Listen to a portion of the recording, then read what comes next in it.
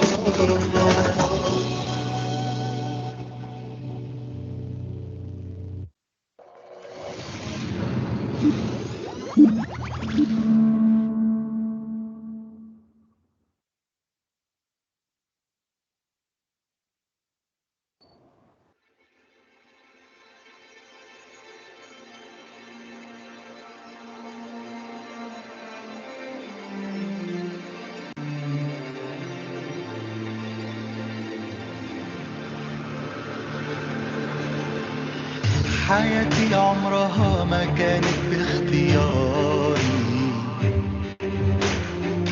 غصب عني لقيتك بتاخد قراري، بتعاملني كأني مجرد خيال، وإن جيلنا ده كل شوية عيال. لا احنا ملينا السكوت، لا خلاص بقولها بأعلى صوت. اسمعني انت اللي بتضيعني، للماضي بترجعني، وعايز تحبسني فيه. احلامي انت اللي قضيت عليها لما اتحكمت فيها. طب فاضل ليا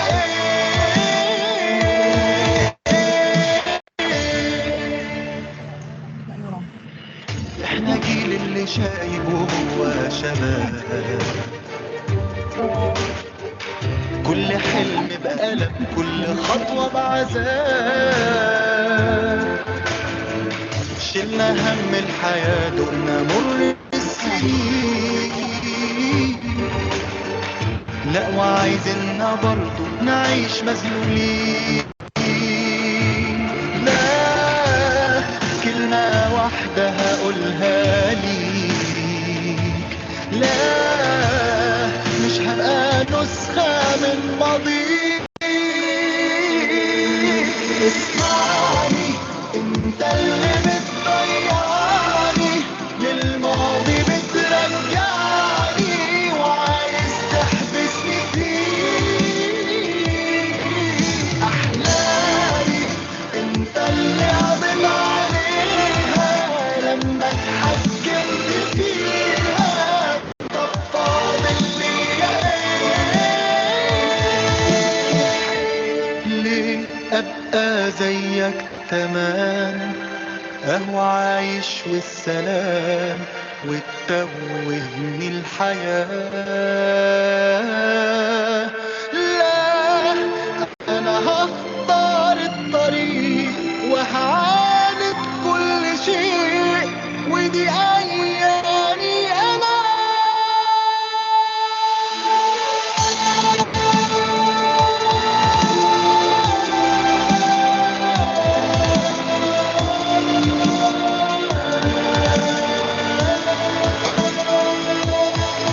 احلامي انت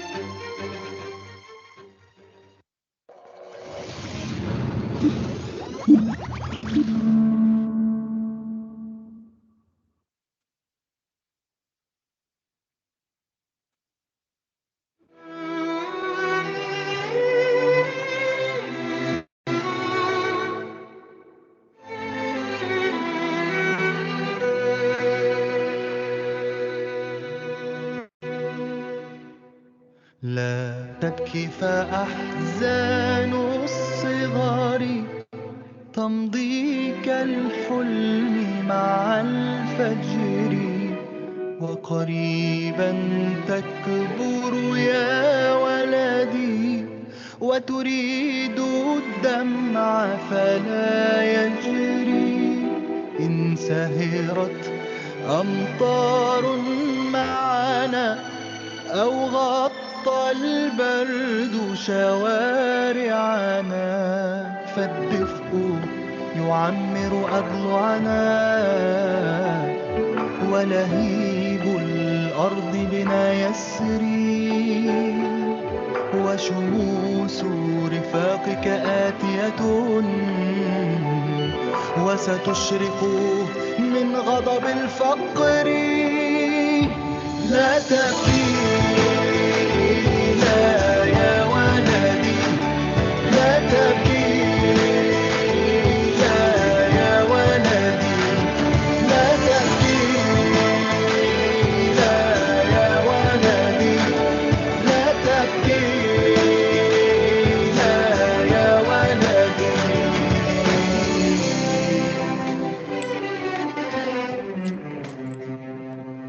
قد أرمى خلف الجدران وتحن لحبي وحناني، فانظر في قلبك ستراني، لن يقوى القيد على الفكر. وإذا ما الدهر بنا دارا ومضيت إلى حيث هو يرى، أكمل من بعد المشوار، لا تخلف ميعاد الفجر. لن يسقي دمع أشجارا، لا تخشى النار من الجمر.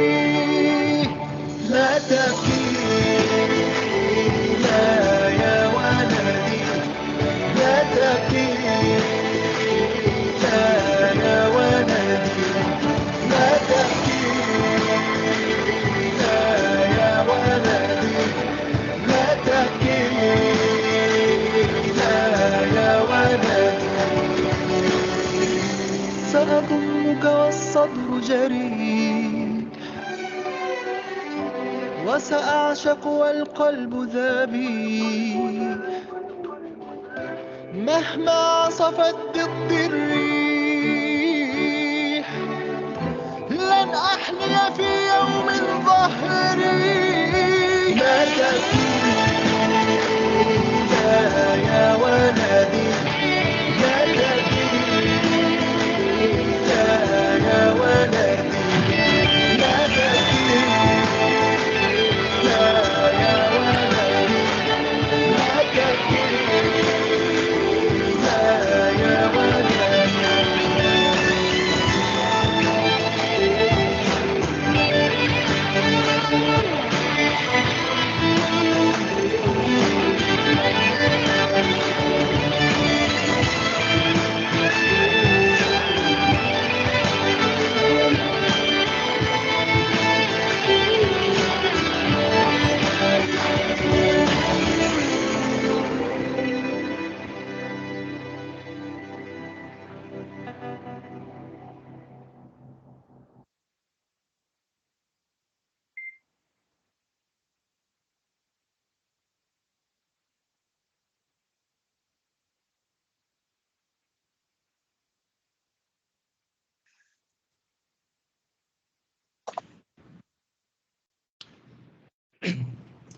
بسم الله الرحمن الرحيم.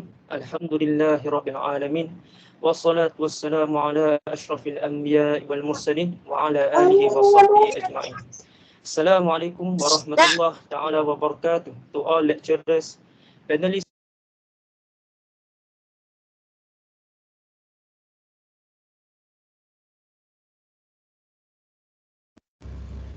Ustaz, suara dia mute Ustaz.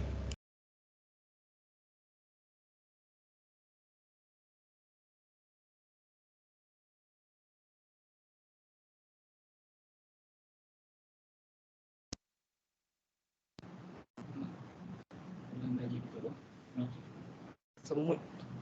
Okay. InsyaAllah, before we start, let's invite Brother Muhammad Nazmi bin Shamsuddin to recite the dua. Faitafaddal mashkura.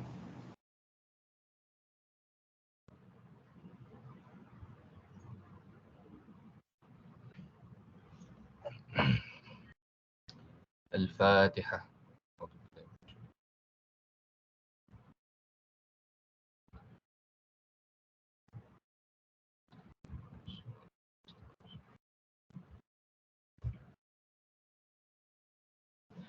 أعوذ بالله من الشيطان الرجيم. بسم الله الرحمن الرحيم. الحمد لله رب العالمين حمدا يوافي نعمه ويكافئ مزيده. يا ربنا لك الحمد كما ينبغي لجلال وجهك وعظيم سلطانك. اللهم صل على سيدنا محمد صلاة تنجينا بها من جميع الأهوال والآفات، وتقضي لنا بها من جميع الحاجات، وتطهرنا بها من جميع السيئات، وترفعنا بها عندك على الدرجات، وتبلغنا بها أقصى الغايات من جميع الخيرات في الحياة وبعد الممات، وعلى آله وصحبه أجمعين. O Allah, with your mercy and protection, you are able to gather here at this program, Get to Know Uṣūluddin 1.0 Manuscript Important and in Islamic Heritage, held by the Secretariat of Uṣūluddin and Cooperative Religion UDCY. O Allah, with your mercy and protection, bless the noble objective of this meeting in stating the agendas planned by the UDCY Secretariat, and may the plans be a success with your blessing. O Allah, make us enjoy righteous guidance, which we do not to seek to change a path of truth from which we do not deviate, a well-guided intention which we do not doubt. Let us live so long as our life is spent in your obedience. Adorn us with the adornment of the righteous and clothe us with the ornament of the pious, in spreading good behaviors and striving toward excellence to become better servant of yours. اللهم اجعل جمعنا هذا جمعا مرحوما وتفرقنا من بعده تفرقا معصوما ولا تجعل اللهم فينا ولا معنا ولا من يتبعنا شقيا ولا مطرودا ولا محروما. اللهم اجعل خير أعمالنا آخره وخير أعمالنا خواتمه وخير أنامنا يوم نلقاك فيه. اللهم اغفر لنا ذنوبنا ولإخواننا الذين سبقونا بالإيمان ولا تجعل في قلوبنا غلا للذين آمنوا ربنا إنك رؤوف رحيم. ربنا أتنا في الدنيا حسنة وفي الآخرة حسنة وقنا عذاب النار. صلى الله على سيدنا محمد وعلى آله وصحبه وسلم والحمد لله رب العالمين.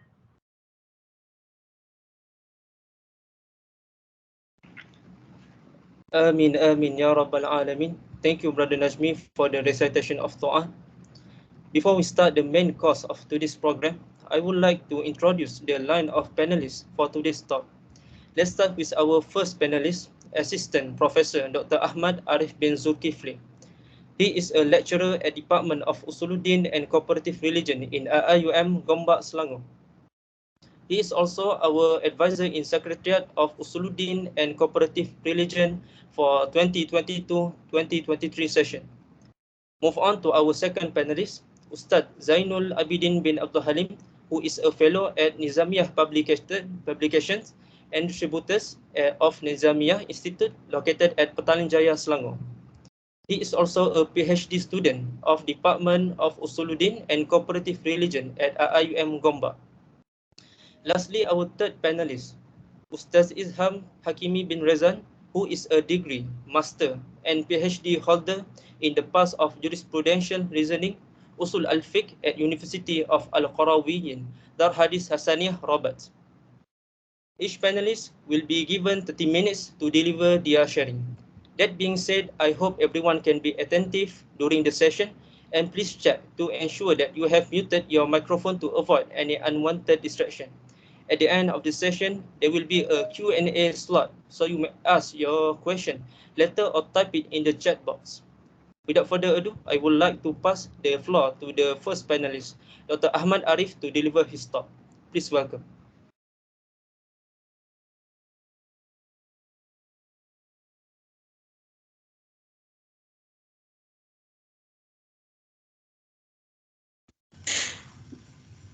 Assalamualaikum. Do we have a opening remark from Dr. Ayman? Dr. Ayman cannot attend now, but he will be giving closing remarks later. Okay, good. 1 second. Bismillahirrahmanirrahim. Alhamdulillahi Rabbil Alamin. Wassalatu wassalamu ala ashrafil anbiya'i wal mursalin wa ala alihi wa sahbihi ajma'in. Subhanaka la ilma lana illa ma 'allamtana innaka antal alimul hakim wa la hawla wa la quwwata illa billahil aliyyil azim. Amma ba'd. First of all, I would like to thank UDCY for organizing this remarkable program. Before I start, can you confirm me you can see the slide? Yes, Doctor. We can see the slide. Yes. Okay. So basically, in today's intellectual discourse, I will be talking about introduction to Islamic manuscript study in the Western tradition as to codicological aspect. So I'm not going to be focusing on other aspect, only to the codicology. So when we talk about Islamic manuscript or manuscript itself, okay, we have several dimensions actually. We have philology, we have codicology, and we have indexing. Whereas philology, it is basically a study of a manuscript, of a content of a manuscript, a study of what was written inside the border. You know, you have the book inside the book, the content of the book, or the content of the manuscript. So what you need to do is to justify the text, comparing the text, correcting the text, and documenting or validating the text, and reviewing the text, what we call it as tahqiq. Whereas in indexing or fihrasa, we are basically unboxing the manuscript and to describe the manuscript, the description of the manuscript, and to write it in the bibliogram, or we call it as al-fahrasa, or the book of the catalog of a certain manuscript or certain library. In codicology, we are basically focusing on archaeological data, also known as ilmul makhtut or ilmu khawarij al-nas. We are talking in codicology, we are not talking about the content of the manuscript, what the manuscript is all about, no, but we are talking about what outside the border of the manuscript, right? Like the paper, the ink, and all that stuff, okay? So it's basically also a study of the writing surface, right? Where be it a parchment or paper or, you know, sort of that. It comes from the word codex, which means book in Latin language. So we will be focusing on codicology. I always like to compare codicology with doing autopsy, medical autopsy. So basically in autopsy, we are here to determine the time of death and cause of death, place of death, who caused the death, or what tool used to cause the death, and etc. Whereby in codicology, what we are doing is to determine, we're going to determine the time of writing, the cause of writing, the place of that writing, who is the writer, and also what tools used to write that particular manuscript. In codicology, we are basically have 11 main focus on, which is number 1 is cover, the information on the cover. Number 2 is binding. Number 3, white paper. Title, piece of paper, birding paper, type of paper, paleography, or we call it as calligraphy also, ink, watermark or paper mark, or also filigrane in French, they call it filigrane. Also, some of the manuscript even had the trademarks, okay? Number 10 is colophon, and in the colophon, we are basically can gather information about cultural benefits, natural form of manuscript, dates and place of the manuscript, name of the copies, name of the narrators of the manuscript or the copy's job, and difference between terms, the difference between term used in that particular manuscript. And number 11 is side notes, or we call it as turar. Turar is basically like the what is written in the hawashi, or in the the manuscript, outside of the manuscript. So basically in this turar we can identify the possession of the manuscript, the endowment or the ijazah or the sama, and also the qira'at used by the author of the manuscript. So we go one by one. Cover of the manuscript. What kind of data we can collect from the cover? Well, basically there are several data that we can retrieve from the cover of a certain manuscript, right? So basically what I'm talking today is purely academic. It's for the academic purpose, right? If not, there's no use at all, I think, for the outsider or for the audience to get the information of this, because it's merely on the academic side. Okay. Anyway, among the data that we can retrieve or we can collect from the cover of a manuscript is to get estimation time of manuscript factoring, right? For example, in the 7th century or in the 9th century, perhaps, and the origin of the manuscript based on looking at the cover alone, right? Right, because there is some different, there's slightly different, not slightly, there's a major difference between Andalus manuscript or Maghrib manuscript, Mashriq manuscript, Iran, Ottoman or Central Asia's manuscript. There's very much a big difference between all these manuscripts, right? If you can see at the right one, at the bottom and the right one, this is a basically manuscript from Persia, from Iran, and all the rest is from Morocco, from Maghrib. This is the Illumination and Ottoman manuscript from Topkapi Museum. And the right one is the manuscript of Quran. This is the cover. Number 2 is binding, the binding of a manuscript. From the book binding, we can acknowledge or we can know several information, like the philosophy behind it and the sacredness of the manuscript, and also even material used in the binding, right? The binding is basically like if you see the book, you can see the binding. I'm not sure if you have the new book, you cannot see it, but if you have an Arabic book, you can see here, right? I'm not sure, This is what we call binding, right? Sometimes, I mean, the transcriber use wood to make the binding, or even papyrus, paper, leather, or parchment. Okay. So this is the cover of it. Okay, still. Binding ornament. Okay, ornament is basically like the hiasan, but we can differentiate. If you can see here, the binding ornament from, I think this is from Israel. Okay, and this is among the binding that we are talking about. Okay, the type of the binding. Also this one from Central Asia. Okay. This one is from Ottoman.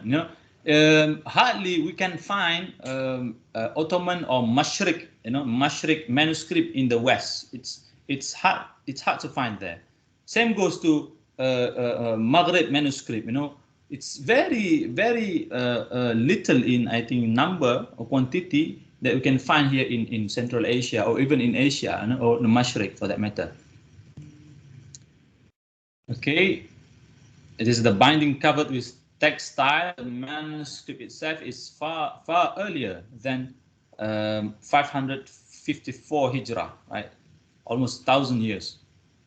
Now, this is what I'm talking just now, the binding. So we have this, we have like 1, 2, 3, 4, 5, 6, 7, 8, 9, 10, 11 quire. We call it as quire, okay? And normally each quire contains five pieces of paper, 5 paper. And then when you put it like this, you will have 10 paper each.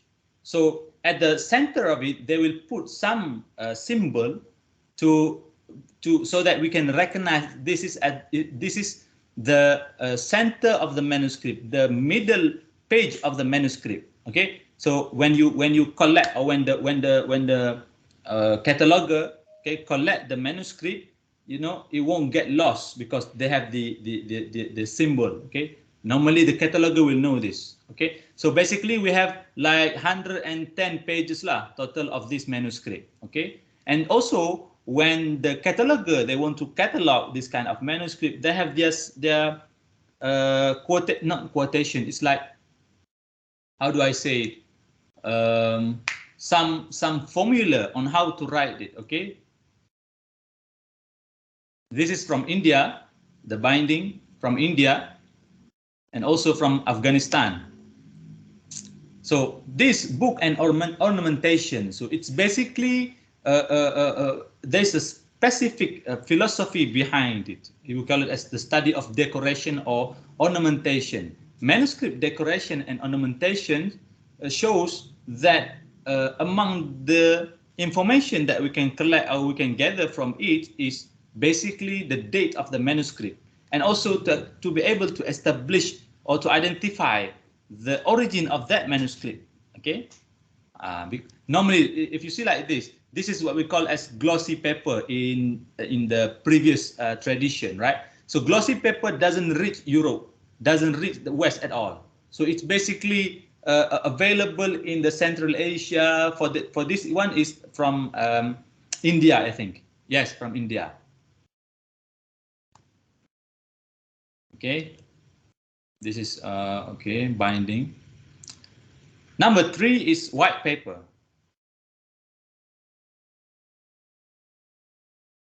What is the use of the white paper? Normally, the writer will use the white paper for correction or to add some additional information, because, you know, previously when manuscript is made, you know, the paper is quite, you know, what do we call it? Expensive. You know, it's not that easy to acquire manuscript, let alone if the manuscript is made from parchment. You know, parchment means kulit binatang, you know, and kulit binatang is expensive, right? And there's so much work, okay, have been put into that particular parchment, you know, in order to make that parchment. So if they made some mistake, for example, they cannot like put the, you know, the symbol there. No, they cannot do that. So they put another piece of paper or piece of parchment, okay, to correct the error or to add something new. Title piece of paper. So normally it is used to state the title of the manuscript or another title in the same manuscript collection. We call it in Arabic as Dimn al-Majmu'ah. So before the first page, they will put another page. They call it as the title page, title paper. Right? They just put only the title on it. And also they will make some of the library, they put some of the cataloger or collector, they will put their stamp. Okay. Here also we can find what we call as the sama'at or tamalluka, you know, the endowment, possession, and all the, we will come into it after this. So this is the title paper, as I mentioned just now. كتاب تاريخ الملك المؤيد عماد الدين إسماعيل صاحب حماه تغمده الله تعالى برحمته. نعم. Birding paper, or we call it also as waraqatul usfur. It is used to make the correction inside the manuscript. This is what I mentioned just now. It may located in the beginning or center or even at ending of the certain manuscript, of a certain manuscript.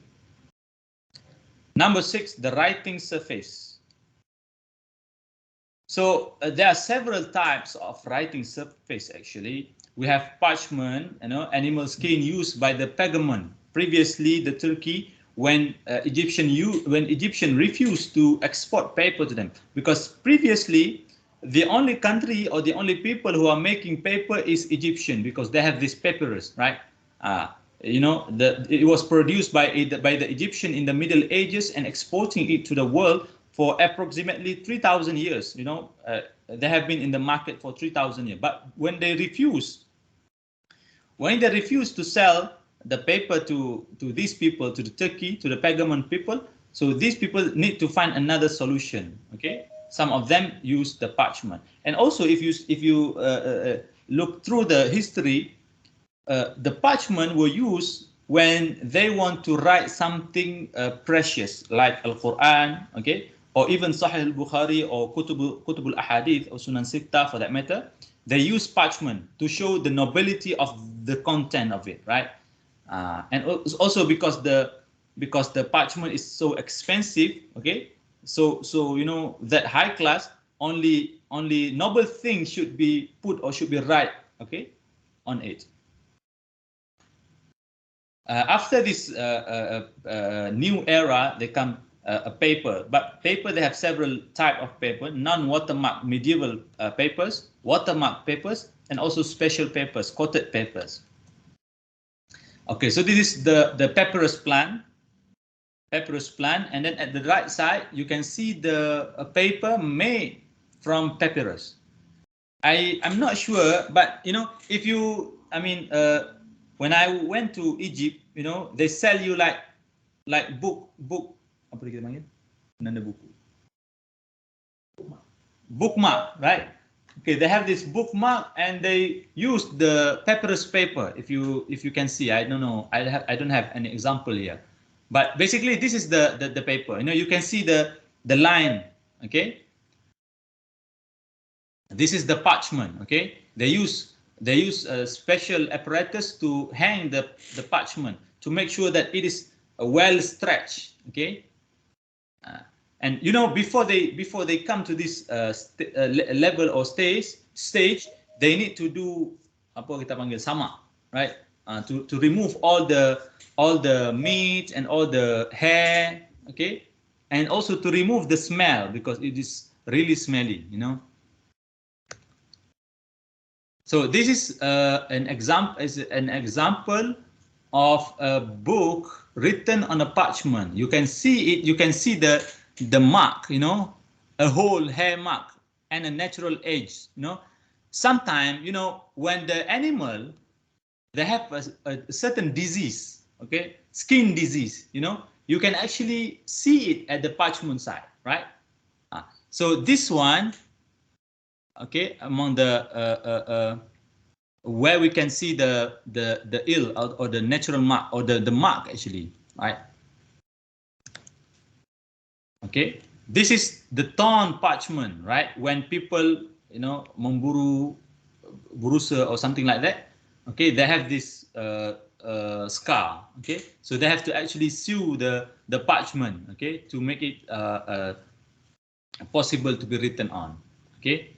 And this is repair to a defect in a parchment and marks made by the scraping off the flesh. When you scrape the meat off the flesh, sometimes accidentally you make some that mark. Okay, so in order to remove that mark, they use something which is I don't know what's the name. Okay, in Morocco we use like apa kita panggil? Ammonium substance. Okay, I don't know the name. Anyway, this is the inside side or the inside of a skin of a parchment, and this is the outside one. Reuse. They also sometimes they reuse the parchment, so they have to clean the parchment first and then to rewrite on it. Okay, but you can see the what do we call here? The text. Okay, number 7 is paleography, or we also call it as calligraphy. Calligraphy means khat, right? So they have these several khat. Okay, paleography is the study of writing used to determine the origin of a manuscript. When you see the manuscript, or you can see it, for example, if it's written with a khat al-Maghrib, it's obvious comes from Maghrib, right? Also, we can detect the produce time of that particular manuscript. We can expect the date produced, the manuscript produced when. So this is the among the types of the calligraphy. We have khat kufi, we have khat muhaqqaq, nasakh, thuluth, tawqi', rif'ah, okay, and several others calligraphy.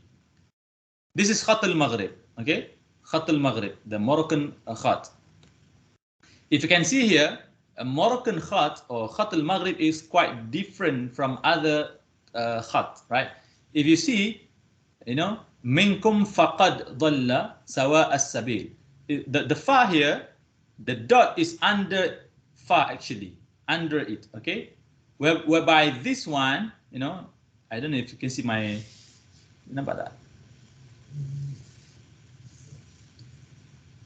See here, like fa, it is not actually fa, it is qaf, right? So this is among the different between khat Maghrib and other khat. Number 8, ink. So among the instrument and preparation used in book or manuscript production, we have several, right? We have reed pen, the in Malay we call it as pen khat, mata tajam tu. Okay, and also we use ink. And ink, we have several ink, black inks, colored ink, coloring material. Okay, also used in Maghrib manuscript from 6 to 9 Hijri. So this material or coloring material, basically they use natural substances like za'faran or indigo plant or karkum. Okay, for the yellow color and etc. The type of ink used in the manuscript production, some of them use gold ink, silver ink, carbon-based ink, okay, metallogallic ink, compound ink, colored ink, and etc. But except the carbon ink, you cannot actually, the manuscript cannot undergo carbon-dated process because it doesn't contain any carbon in it. But if you use carbon ink, so you can detect when is the a manuscript were written, right? You can project it. What are the philosophies behind it? Behind the ink, it is to adapt and to comply with Islamic value, which is not to kill. Okay, so the Muslim use natural substances when they produce ink to make sure that the insect did not die if they consume it. Okay, according to the value, because if you see. If you can see here, we have the border. Okay, some of the manuscript, yes, in Maghrib or in the West, they use that particular ink. The natural ink. Okay, to make sure that when the insect eat it, okay, they won't die lah. Basically, by eating this one. Okay, by eating this ink. Okay, they only just. It is only been used to make sure that this insect didn't go in doesn't interfere with the content of the manuscript. Okay, so we have this border. Okay, this is the Quran written with the gold ink, also using the khat of al-Kufi. And we all of us know that khat Kufi doesn't contain the shakal, the baris. Okay. Okay.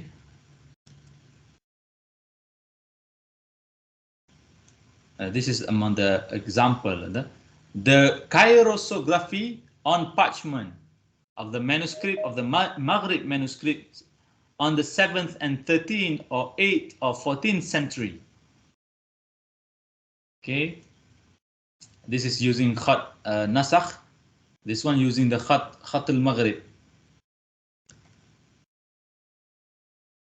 This is a manuscript from Abbasid dynasty, written with gold ink. The heading was written in gold ink. Okay. The khat, again, the manuscript from Morocco. Okay.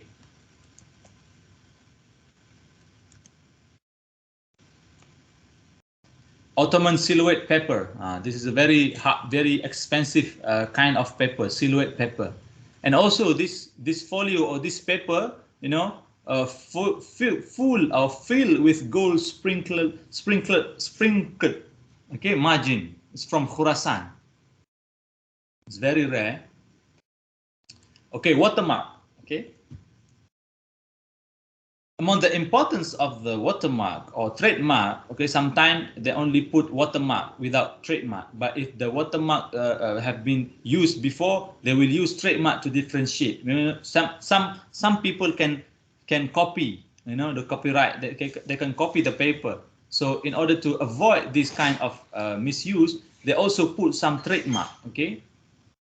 It is used to differentiate between European or Oriental paper and the Arabian paper. It also used to determine the origin of the manuscript, which is from Maghrib or Mashriq, to determine the year of production, to determine which institute or factories produce it. Okay, we can detect this kind of information or this kind of we can understand this watermark by referring to the Briquet online.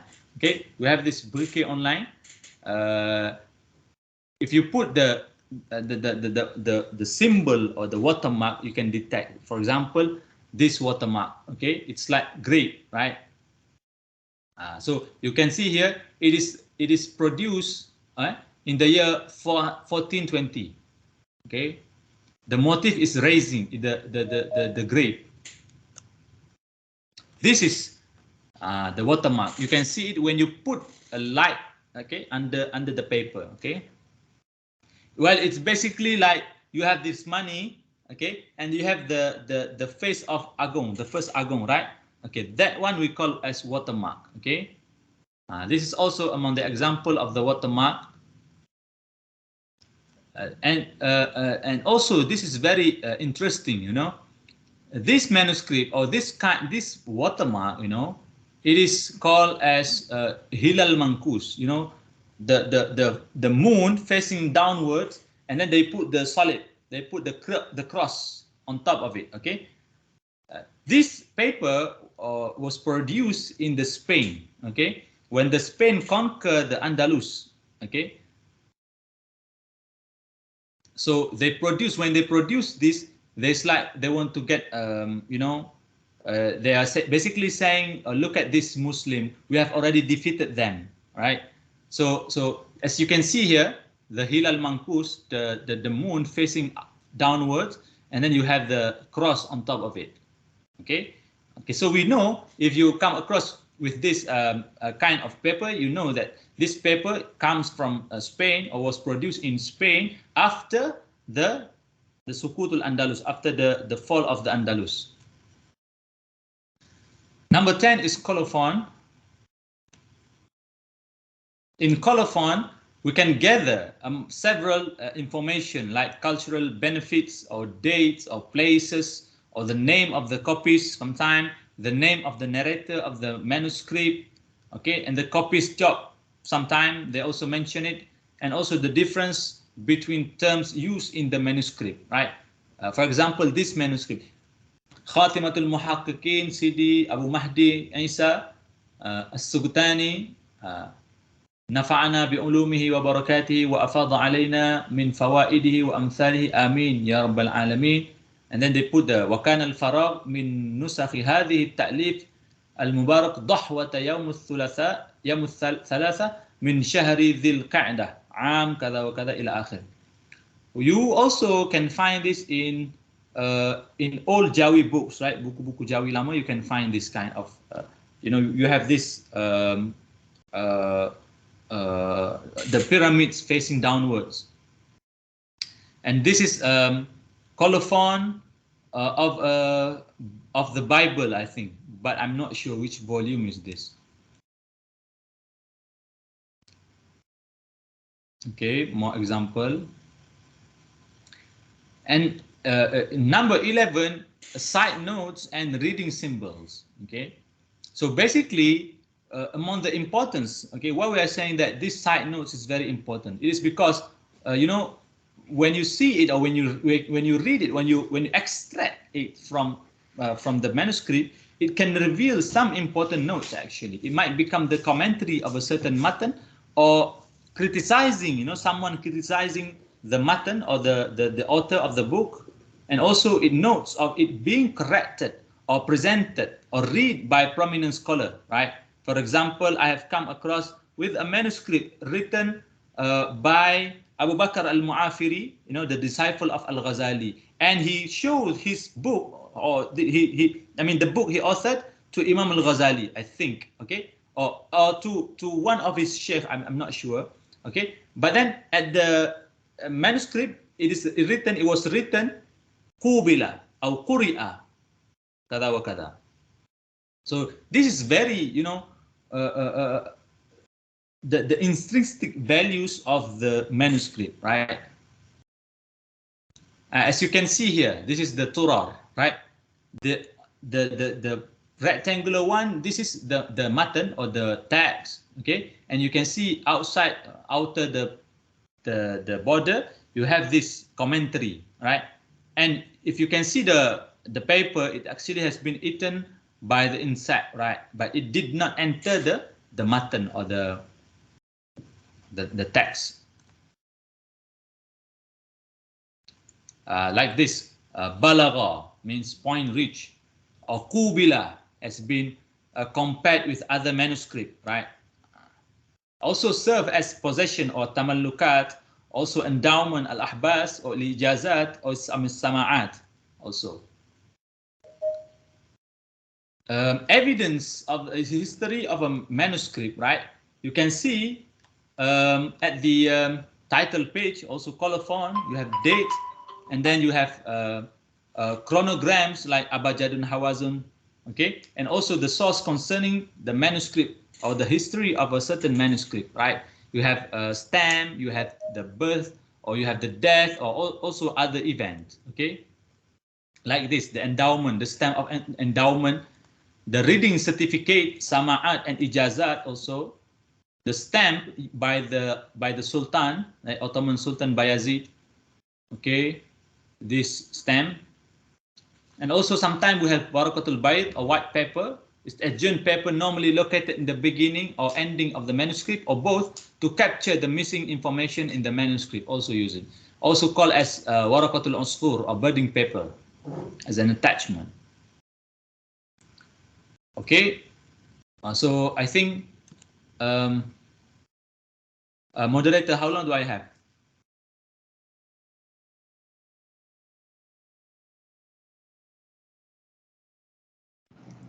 Around 10 minutes more, Doctor. 10 minutes more. Okay, thank you. Okay, we proceed. Manuscript decoration in Islamic tradition. So this is among the decoration you can see when you have the manuscript, okay? I haven't had chance to interact directly with manuscript. I only interact with pictures I gathered, or with the, apa kita panggil? I forgot the words, okay? Basically, we are only dealing with pictures,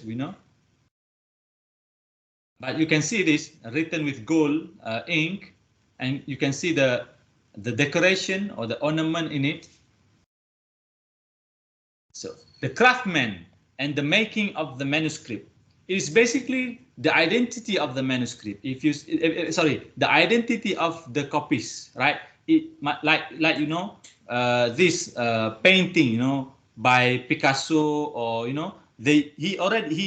normally will put his signature, right? You can guess this is paint by Picasso, for example, because he actually has his identity or signature in his painting, right? Okay, I think we'll skip this one.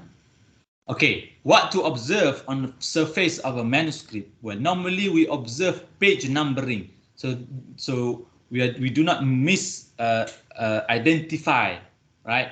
We also can do this by looking at the catchword, or we call it as riqas, or wislah, or ka'ab, taqibah, taqib, also known as mid-choir notation. I'm not sure if I put here.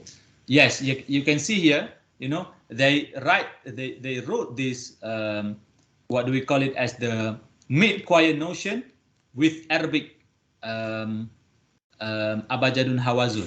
you know. And they also put the number to it, right? And this is the Arqamul Ghubar, or the Ghubar numeral, okay? It is basically slightly different with the Mashriq, the Maghrib tradition, slightly different with the Maghrib tradition, right? If you see here, this symbol, mana? Number 1 symbol, okay? Or number 6, we always find this one, right? In the manuscript. So this is a very important note or important data, right? Codicological data. If you can see here in the round, okay, at the corner, it's like the Hamza, right? So it's the Hamza here. It's basically number 9.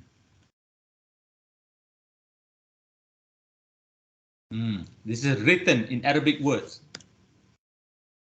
Okay. Sometimes they also use the ruling or the ruler as or the mistarah, okay, as the page layout. Okay, you can see here.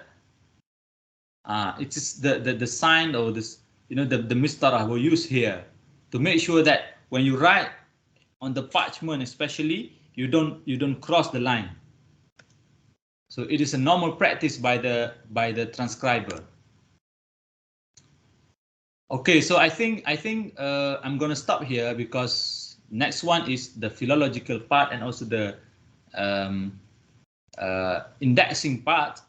I will let Ustad Zainul, Abidin, and Ustad Izham will explain more on this. Okay, so I think that's all from me.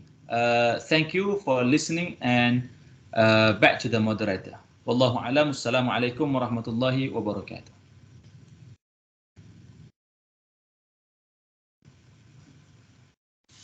Waalaikumsalam warahmatullahi ta'ala wabarakatuh. Thank you, Dr. Ahmad Arif, for the informative yet interesting talk just now. One of the points that is very interesting to me is that the study of manuscripts is not as simple as the worn-out papers of the manuscript looks. All the methodology of the of the study are very important for the new generation to disclose the secret behind those papers in order to obtain the treasures and gems of knowledge that we inherit from the past. Thank you again, Doctor. Now I would like to invite Ustaz Zainal Abidin to continue with the session. فيتفضل مشكورا.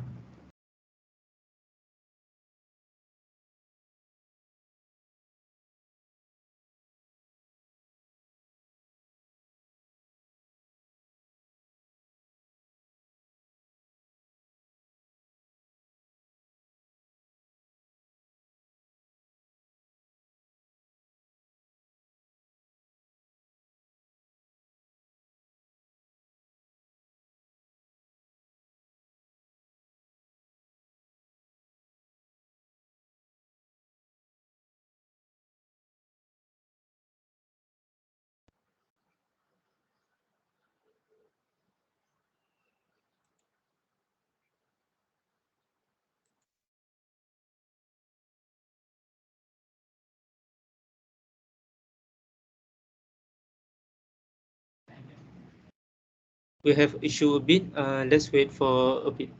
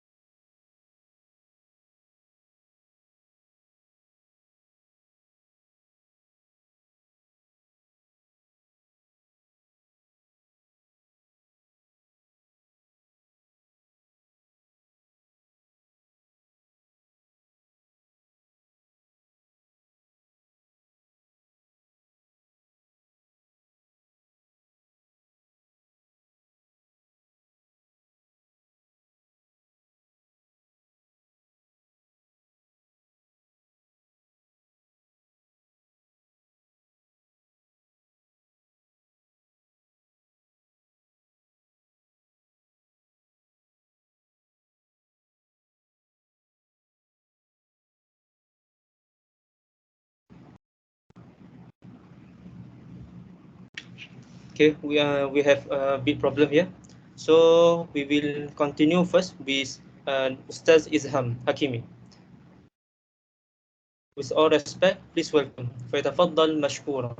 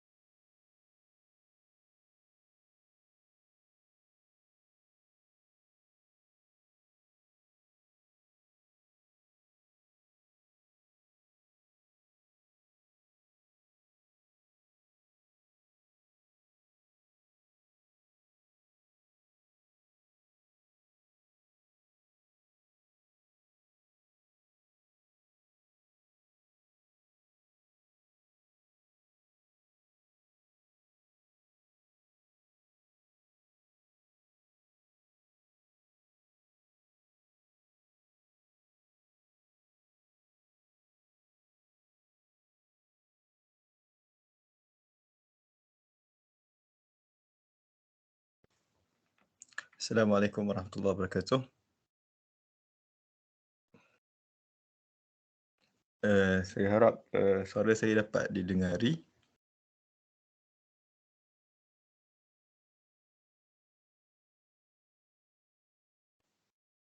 Boleh respon? Dengar Ustaz, dengar Ustaz. Seterusnya saya harap saya punya presentation yang PowerPoint tu dapat jelas tak? Dapat zahir tak ada. tak di ada? Tak ada. Ni gambar Tak ada. lain. Okey, sekejap.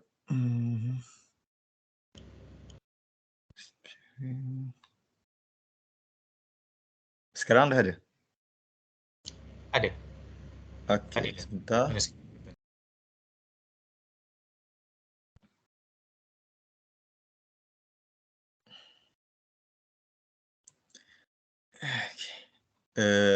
Presentation pun dah dipaparkan, betul tak?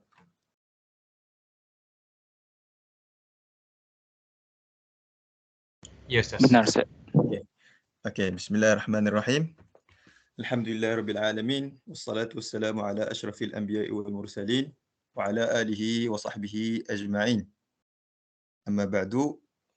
Permulaannya saya ingin mengucapkan ribuan terima kasih kepada jawatankuasa dan penganjur program ini di bawah Fakulti Uṣūl Din Universiti UIAM Malaysia, dan yang saya kasihi Dr. Ayman, al-Akiti, Dr. Arif, Ahmad Arif, Zulkefli, dan panel yang ketiga Ustaz Zainul Abidin bin Abdul Halim.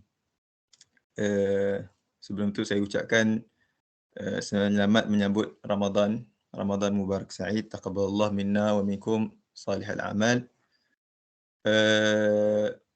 Adapun saya punya perbentangan pada hari ini, saya akan fokuskan seperti mana yang telah dibincangkan, disebutkan oleh Dr. Arif tadi berkenaan dengan indexing ataupun indection dan ataupun dinamakan sebagai takshif dan fahrasah. Dan insya-Allah sebentar lagi akan disambungkan oleh Ustaz Zainul Abidin berkenaan dengan ilmu filologi, iaitu berkenaan dengan ilmu tahqiq nas. Sebelum saya masuk dalam perbincangan tentang fahrasah dan takshif ini, izinkan saya untuk membincangkan sedikit tentang kepentingan ilmu makhtut, yang mana saya bajet di sini. Saya anggapkan kebanyakan daripada mustami'in dan pendengar-pendengar sekalian adalah daripada golongan yang mubtadi'in, ada yang tak pernah lihat langsung makhtutat, ada yang tidak pernah tahu apa perbezaan dengan makhtutat dan matbu'at. Ini kitab-kitab yang cetakan, dan makhtut, kitab-kitab yang telah ditulis dengan tangan. Al-makhtut dinamakan sebagai makhtut kerana penulisan itu ditulis dengan tulisan tangan, daripada perkataan khatta yakhuttu fahuwa makhtut isim maf'ul, dan matbu' daripada bahasa Arabnya ialah benda daripada taba'a yatba'u, matbu' perkara yang telah dicetak. Adapun di dalam turas Islamic heritage, turas Islami ini, makhtut itu hidup dengan manusia ini. Kalau kita kata tamadun Islam itu bermula sejak hijrah Nabi SAW, maksudnya matbu' itu, perkara matbu' itu hanya hadir semenjak 300 tahun lepas, ataupun paling lama kita kata matbu' yang terawal telah dijumpa oleh ulama ulama di dalam bidang manuscript ini, iaitu pada awal 1700 ataupun 1600 Masihi. Oleh demikian, tamadun Islam hidup dengan makhtutat lebih lama daripada matbu'at. Oleh demikian, min haqqina an nahtam bi'ilmi makhtut. Dengan ilmu makhtut, dengan makhtutat satu dan ilmu tentang makhtutat. Itu yang kedua. Dan apakah perbezaan dan kepentingan ilmu makhtutat, yang mana saya ingin menukilkan satu kalam yang telah disebut oleh Al-Fadil Al-Ustazuna wa Syekhuna Dr. Khalid Zahri, yang merupakan min kibari al-muhaqqiqin fi hadal alam al-islami. Merupakan orang yang mana guru kepada Dr. Ayman sendiri, guru pada Dr. Arif, guru kepada saya dan Ustaz Zainul Abidin. Dan alhamdulillah kami berempat paling tidak mendapat sedikit sebanyak daripada pengalaman beliau dalam berisytighal dengan ilmu makhtutat, yang dia berisytighal dengan ilmu makhtutat ni hampir 30 tahun. Seperti mana Imam Busiri kata, wa kullun min rasulillahi multamisun gharfan minal bahri aw rashfan minad diyami. Beliau berkata di sini, di dalam kitabnya Taqniyat at-Ta'amul ma'a kutubi Uṣūl fiqh, yang mana kitab ini telah dicetak di Malaysia.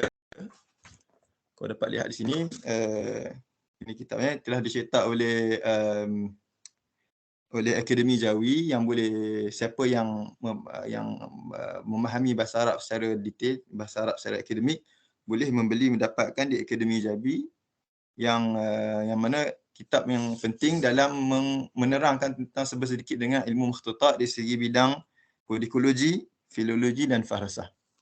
Beliau menyebut dalam muka surat 255, beliau berkata, innan firada kulli nuskhatin bi khasa'isiha yu'addu min al-furuq allati tumayyizu al-kitab al-makhtut an al-kitab al-matbu'. Siap kalam, konteks kalam, beliau menerangkan tentang nuskah ilmu kitab makhtut. Boleh jadi contohnya kitab ini merupakan, yang ada di tangan saya ini merupakan kitab At-Turar wal Hawashi ala Hikam al-Ata'iyah bin Ata'illah As-Sakandari, yang ditulis oleh Imam Az-Zarruq. Contohnya kitab ini ada padanya nuskhah makhtutah banyak. Imannya ada, contohnya kitab ini ada makhtutatnya ada banyak. Diiktimadkan untuk mentahqiq kitab ini untuk menjadi matbu', dicetak. Makhtutat itu ada banyak nuskhah. Mana boleh jadi makhtutat itu ada nuskhah ditulis oleh penulis, ditulis oleh nuskhah dimuqabalah oleh penulis, nuskhah yang dinuskhah daripada penulis. Apa yang disebut oleh Dr. Khalid sini, setiap nuskhah boleh jadi ada, dan kitab Turar dan Hawashi ada 5 nuskhah. Dan setiap daripada satu nuskhah itu merupakan satu alam yang tersendiri.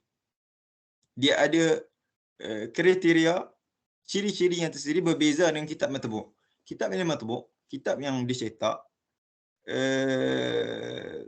walaupun tinggi harga je, ia tidak ia boleh digantikan. Akan tetapi kitab yang makhtut, nuskhah daripada satu nuskhah makhtutat, ia tidak boleh digantikan sebab pada setiap nuskhah tersebut ada padanya khasais, kerana setiap nuskhah ada padanya khat yang tersendiri. Boleh jadi kitab Hawashi wa Turar ini ditulis dengan khat maghribi, yang satu lagi ditulis dengan khat masyriqi. Boleh satu nuskhah ditulis dengan midad, bermakna yang contohnya ada neutral ink, ada yang tulis dengan carbon punya ink. Boleh jadi satu nuskhah jadi hajm dia saghir, dia punya kias dia punya bentuknya kecil, ada yang bentuknya besar. Ada yang boleh jadi satu nuskhah lagi ditulis dengan tarikh nasakh dia pada ahdil muallif, ada boleh jadi satu nuskhah ditulis oleh muallif, ada nuskhah yang lain di muqabalah daripada nuskhah muallif. Oleh demikian berbeza daripada satu nas daripada satu nuskhah daripada nuskhah yang lain. Begitu juga jenis kertas, seperti mana yang telah disebut oleh Dr. Arif tadi, ada yang ditulis oleh boleh jadi kertas daripada parchment, boleh yang kertas daripada apa riq, dalam masalah dipanggil sebagai ar-riq, al-ghazal, ataupun ditulis atas kertas papyrus dan sebagainya. Dan satu nuskhah lagi boleh jadi ada padanya tahbisat, boleh ada padanya muqabalat, boleh ada padanya sama'at, dan satu nuskhah yang lain tidak ada benda-benda tersebut. Ini perkara-perkara ini menyebabkan Alkitab al-Makhtut, makhtutat itu walaupun satu buku, walaupun nuskhah dia banyak, setiap satu nuskhah itu menyebabkan dia ada padanya kriteria tersendiri yang menyebabkan setiap makhtutat itu dan setiap makhtutat dan nuskhah tersebut merupakan alam yang tersendiri, merupakan satu benda yang tidak ada pada kitab al-matbu'. Ini yang telah disebutkan di sini. Dia kata, Dr. Khalid kata disebut sini, fal kitabul matbu' mahma nadura aw ghala thamanuhu yumkinu ay yu'awwad wa an tahilla nuskhatun minhu mahalla nuskhatin ukhra tughni anha. Ini min khisisat al-matbu'. وليس الحال كذلك بالنسبة للمخطوط فكل نسخة من نسخ الكتاب الواحد مهما تعددت لها قيمتها الذاتية ليس العرضية، وإنما الكتاب المطبوع لها قيمتها العرضية ليس الذاتية، لأنها كثيرا ما تختلف عن غيرها من النسخ، ولأنها بالضرورة تتميز عن تلك النسخ بخطها ومدادها وحجمها وتاريخ نسخها ونوع ورقها وبما تحمله من التمليكات. Itu temlikat, ini rasam yang ditulis tentang pemilikan satu buku tersebut, dan sama'at, pendengaran. Kalau satu buku tu dibaca dan dibaca kepada guru, ditulis pada akhirnya sami'tu hadzal kitab an syaikhi bitarikh kadza fi syahri kadza wa bima'iyyati fulan wa fulan wa fulan wal muqabalat wa ghairiha min madahiri tawsiq an-nas. Oleh demikian, satu persoalan perlu untuk dipersoalkan. Adakah kalau kita lihat di Maghribi, contohnya saya berisytighal dengan makhtutat di Maghribi, di manakah yang telah disebut yang tentang khat, midad, hajm, tarikh nasakh, naw' waraqah, type of papers dan sebagainya, benda-benda tamlikat, sama'at, muqabalat ini, mana perkara tersebut ada di makhtutat Melayu? Itu perkara yang perlu untuk kita sebagai al-musaqqaf, orang yang berpelajaran, untuk i'adatul i'tibar tentang makhtutat yang ada di negara Malaysia, kerana makhtutat Melayu ini merupakan makhtutat yang ghani. Ini sendiri merupakan syahadah yang telah disebut oleh pengkaji-pengkaji besar di dunia. Seterusnya, saya teruskan lagi maqasid iqa' hadhil muhadarah. Di antara maqasidnya, tujuan-tujuannya, yang pertama adalah kepentingan makhtutat ini.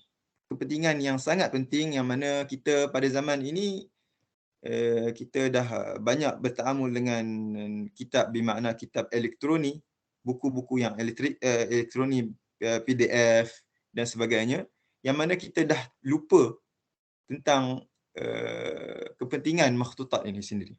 Bahkan kitabul matbu' lam na'ud nashtaghil bih.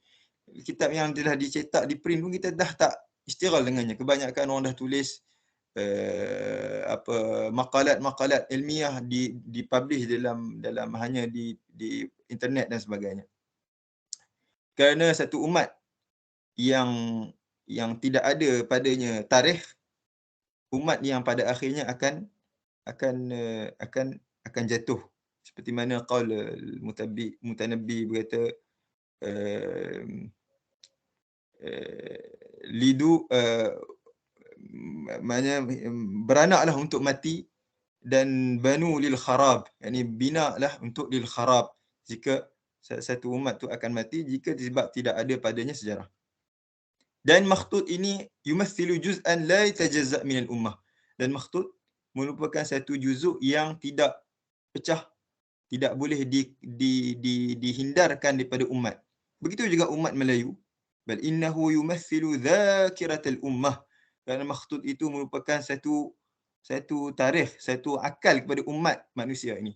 Tambahlah umat kita, umat Melayu, umat yang mana makruf dengan Islam, makruf dengan sejarahnya, bagaimana sejarah Melaka dan sebagainya, perlu untuk kita mengkaji benda tersebut dari segi makhtut itu sendiri. Wa dhakiratul ummah tujadu fil makhtut.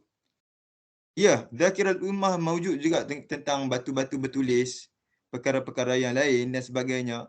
Akan tetapi makhtut itu sendiri yang banyak, kerana mustahil lah kalau kita baca sejarah Melaka contohnya sebagainya. Di Melaka dulu sebagai satu port perhentian, tempat perdagangan yang besar, dituturkan bahasa lingua franca dan penjual beli. Persoalan di sini, jual beli yang berlaku di sana, tak adakah rasam akad pembelian? Kat mana akad pembelian zaman Melaka dahulu? Kat mana perginya akad pembelian? Takkanlah orang di Melaka, zaman Melaka dulu menjual beli hanya ayam seekor, dua ayam seekor, mesti, dan merupakan pot antarabangsa. Kat mana makhtut? Kat mana kertas, paling kurang kertas yang sekecil seperti ini yang berbentuk makhtut, yang menunjukkan kepada akad jual beli, ada yang diihtimam tentang, yang diihtimam dari segi musaqqaf orang yang pelajaran di Malaysia sekarang. Itu perlu untuk kita i'adatun nazar, ulang melihat balik benda tersebut tentang kepentingan makhtutat yang ada di Malaysia. Dan kama la yumkinu an tujada ummatun mafsulatan an tarikhiha, dan umat itu tidak boleh sepi daripada tarikh. Begitu juga la yumkinu an tujada hadaratun mafsulatan an makhtutiha, tidak ada satu hadarah, satu tamadun mafsulah dan makhtutiha. Lihat kita dengan sejarah Andalus contohnya. Andalus bagaimana Andalus, iaitu Spain dulu, zaman kegemilangan Islam berkembang. Kalau tidak disebabkan makhtutat, tidak disebabkan buku-buku yang dibakar oleh orang Kristian, maka ada setengah daripada ustaz di Tetuan di sini, di utara Melaka, mengatakan kita akan hidup, orang Islam akan hidup 5 tahun ke hadapan disebabkan makhtutat yang ditulis ulama Islam di Andalus, disebabkan dibakar di sana, dan kita dah ke belakang kerana ditinggalkan beberapa makhtutat yang berkenaan dengan makhtutat sains dan perubatan. Begitu juga contohnya kita tengok hadarah Uthmaniyah, Turki Uthmani, yang juga ihtimam dengan ilmu makhtut. Begitu juga hadarah al-Eropiyah, hadarah sekarang di Eropah sekarang, mereka ihtimam juga dengan ilmu makhtut, yang mereka mengiktimadkan yang masih lagi menyimpan makhtutat yang ada, menyalinkan buku-buku falsafah Aristo, dan falsafah Yunani yang pada zaman terdahulu. Seterusnya, di antara perkara yang lain, maqasid juga adalah ayyaltafitan nas ila ahammiyatil makhtut al-jawi. Saya lebih suka untuk menamakan al-makhtut al-jawi, laisa makhtut al-malawi ataupun malayuwi, kerana kita sebagai orang Melayu dan begitu juga etnik-etnik yang lain di Asia Tenggara ini, atau Syarqul Asia, kita tak sepi daripada ada persamaan, walaupun ada setengah makhtutat ditulis dalam bahasa Jawa. Mungkin Dr. Ustaz Ayman lebih tahu tentang perkara ini, tapi walaupun makhtutat itu ditulis dalam bahasa Jawa atau bahasa-bahasa yang lain selain bahasa Melayu ataupun itu adalah sebahagian daripada turas kita. Kalau kita mengatakan kita idza dayyaqna dairatul bahth fasanakuna mufritin fi haqqi turathina.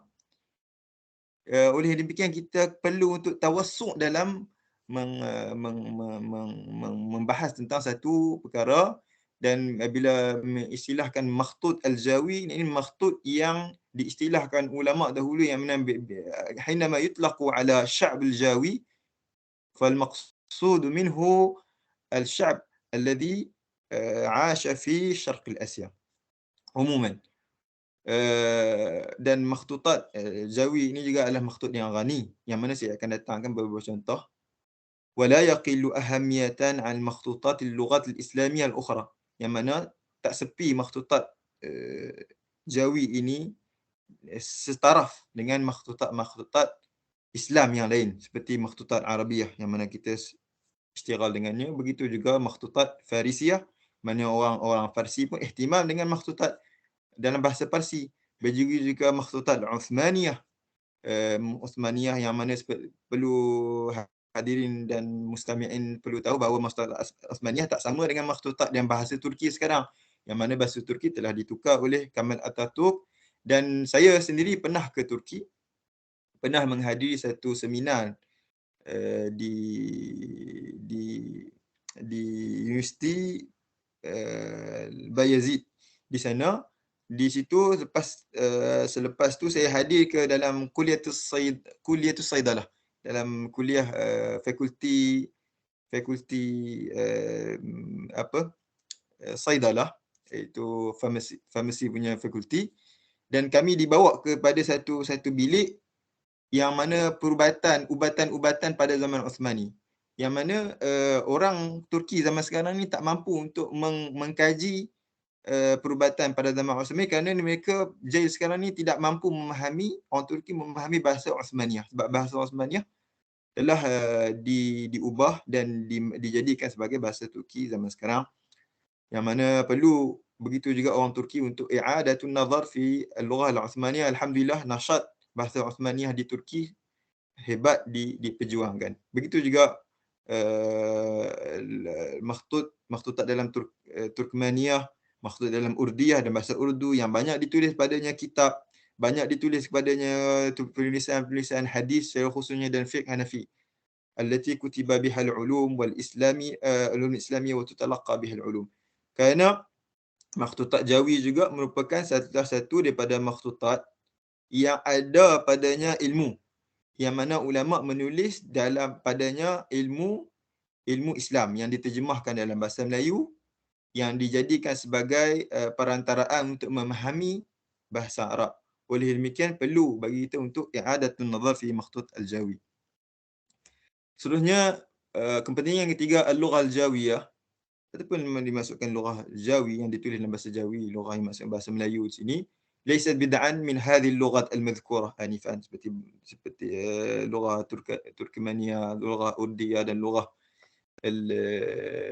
Uthmaniyah dan sebagainya. Wa hadhihi al-lugha ihtammat bi makhtutatiha, lughah Uthmaniyah contohnya.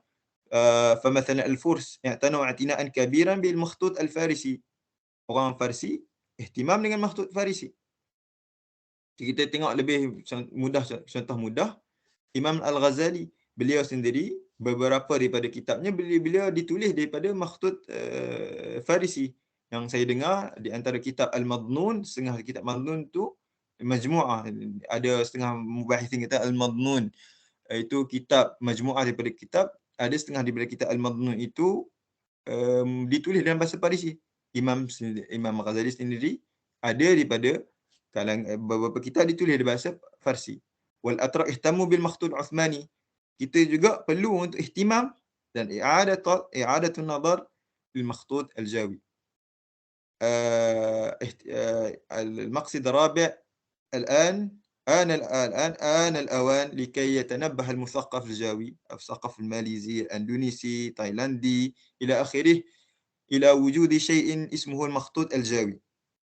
Oleh demikian, فينبغي الالتفات إليه وتعامله. Kita perlu lihat balik, i'adah balik, perlu keluarkan kaedah-kaedah khasais filologi tadi yang telah disebutkan, kodikologi yang telah disebutkan oleh Dr. Arif tadi, waraqatul bait, waraqatul asfur dan sebagainya, cara binding dan bagaimana binding makhtutat Melayu, itu perlu untuk kita kaji balik.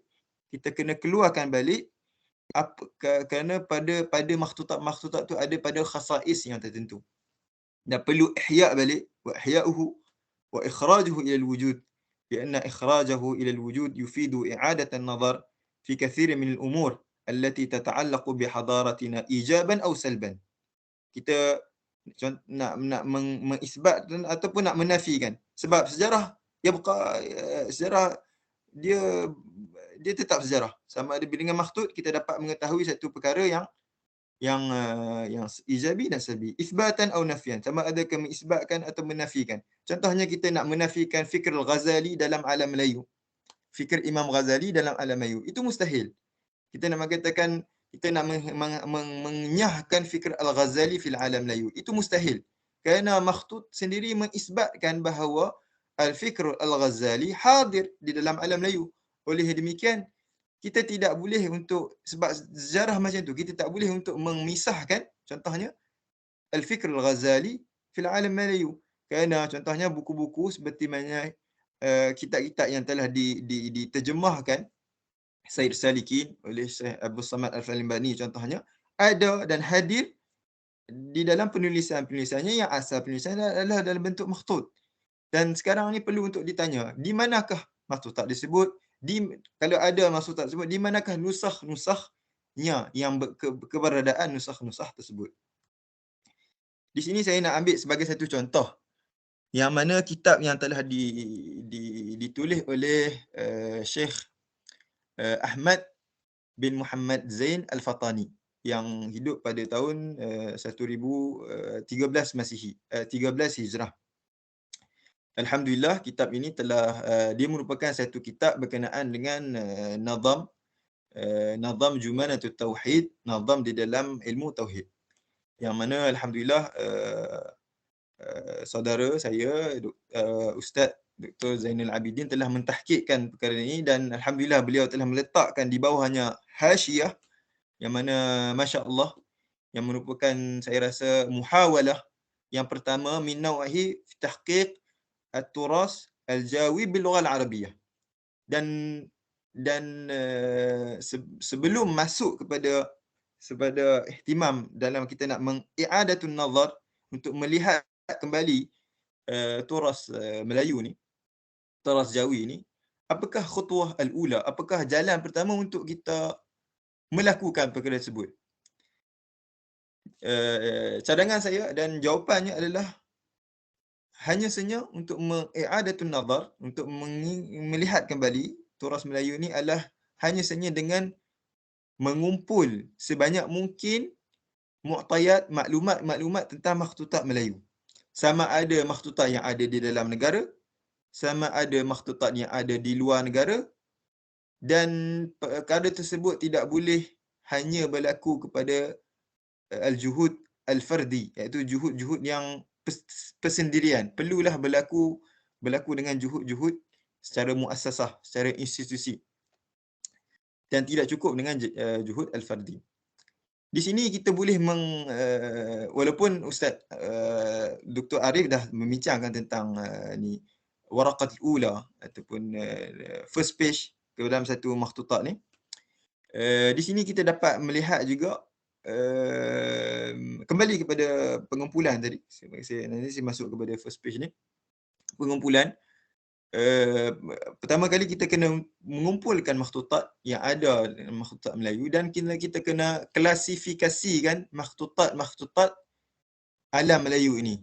Adakah mungkin saudara-saudari boleh tahu bahawa makhtutat alam Melayu ni kebanyakannya ada berbentuk hikayat. Ada juga makhtutat tulisan tangan yang bertulis padanya ilmu di dalam bahasa Jawi. Ada juga seperti mana dalam makhtutat di hadapan kita ini, satu makhtutat ditulis orang Melayu di Mekah dan ditulis di dalam bahasa Arab. So oleh demikian kita boleh bahagikan makhtutat tu kepada beberapa bahagian. Yang mana keistimewaan ini mungkin tak ada pada makhtutat Arab yang lain. Ataupun keistimewaan ini mungkin ada qawasim musytarakah dengan lughat al-Islamiyah yang lain. Contohnya lughat Urdu, Turki dan lughat Turkan Osmaniyah juga. Kita tengok di sini ditulis di situ dia kata ada padanya nama kepada nama makhtutat ni. Jumanatut Tauhid. Nazamaha Ahmad bin Muhammad Zain bin Mustafa Al-Fatani. Yang mana ditulis oleh Syekh Ahmad Al-Fatani. Yang mana kita tengok juga di situ ada padanya satu tulisan taqid yang menunjukkan kepada tamallukat, yang menunjukkan kepada juga izin bit tab'. Mungkinlah tulis di sini, kalau kita baca di sini kita ditulis itu huququt tab'i mahfuzun li najlil muallif. Maksudnya hak cetak khas untuk anak kepada penulis, iaitu anak kepada Sidi Ahmad ni Syekh Ahmad Zain. Di sini kita akan persoalkan kalau kita kaji makhtutat, siapa dia anak yang menulis? Barangkali yang menulis tulis ini adalah anak Syekh Ahmad Fatani. Siapakah anak Syekh Ahmad Fatani disebut? Lepas tu dia kata juga fala yajuzu li ahadin tab'aha illa bi iznihi wa ridha, dan tidak boleh seseorang tu untuk menulis kecuali dengan izinnya. Untuk mencetak kan, daripada menukar daripada izin makhtutat kepada matbu' ini, pada kitab yang di print, dicetak, kecuali izin. Siapakah yang meletakkan izin ni? Apakah ini? Maknanya ada pada juga di sini kita boleh menunjukkan satu maklumat kode ekologi yang menunjukkan kepada al-izn bit tab', dan juga kita tengok di bawah tersebut, walaupun satu cop yang baru, koleksi milik Ustaz Muhammad Wan Saghir, yang merupakan, saya anggapkan seorang ulama, seorang yang pengkaji, yang mana mengkaji makhtutat pada zaman orang yang leka dengan makhtutat. Jazahullahu khairan. Dan di sini kita tengok merupakan satu lauhah daripada makhtutat tadi, matan Jumanatut Tauhid, yang mana kita tengok bagaimana penulisan ilmu makhtutat ini, dan ada padanya lahaq, ada padanya ataupun hamish ataupun turah di tepi, yang mana mengistidrakkan bait yang kalau kita nampak di sini, bait yang ke-7 diletakkan di tepi. Maknanya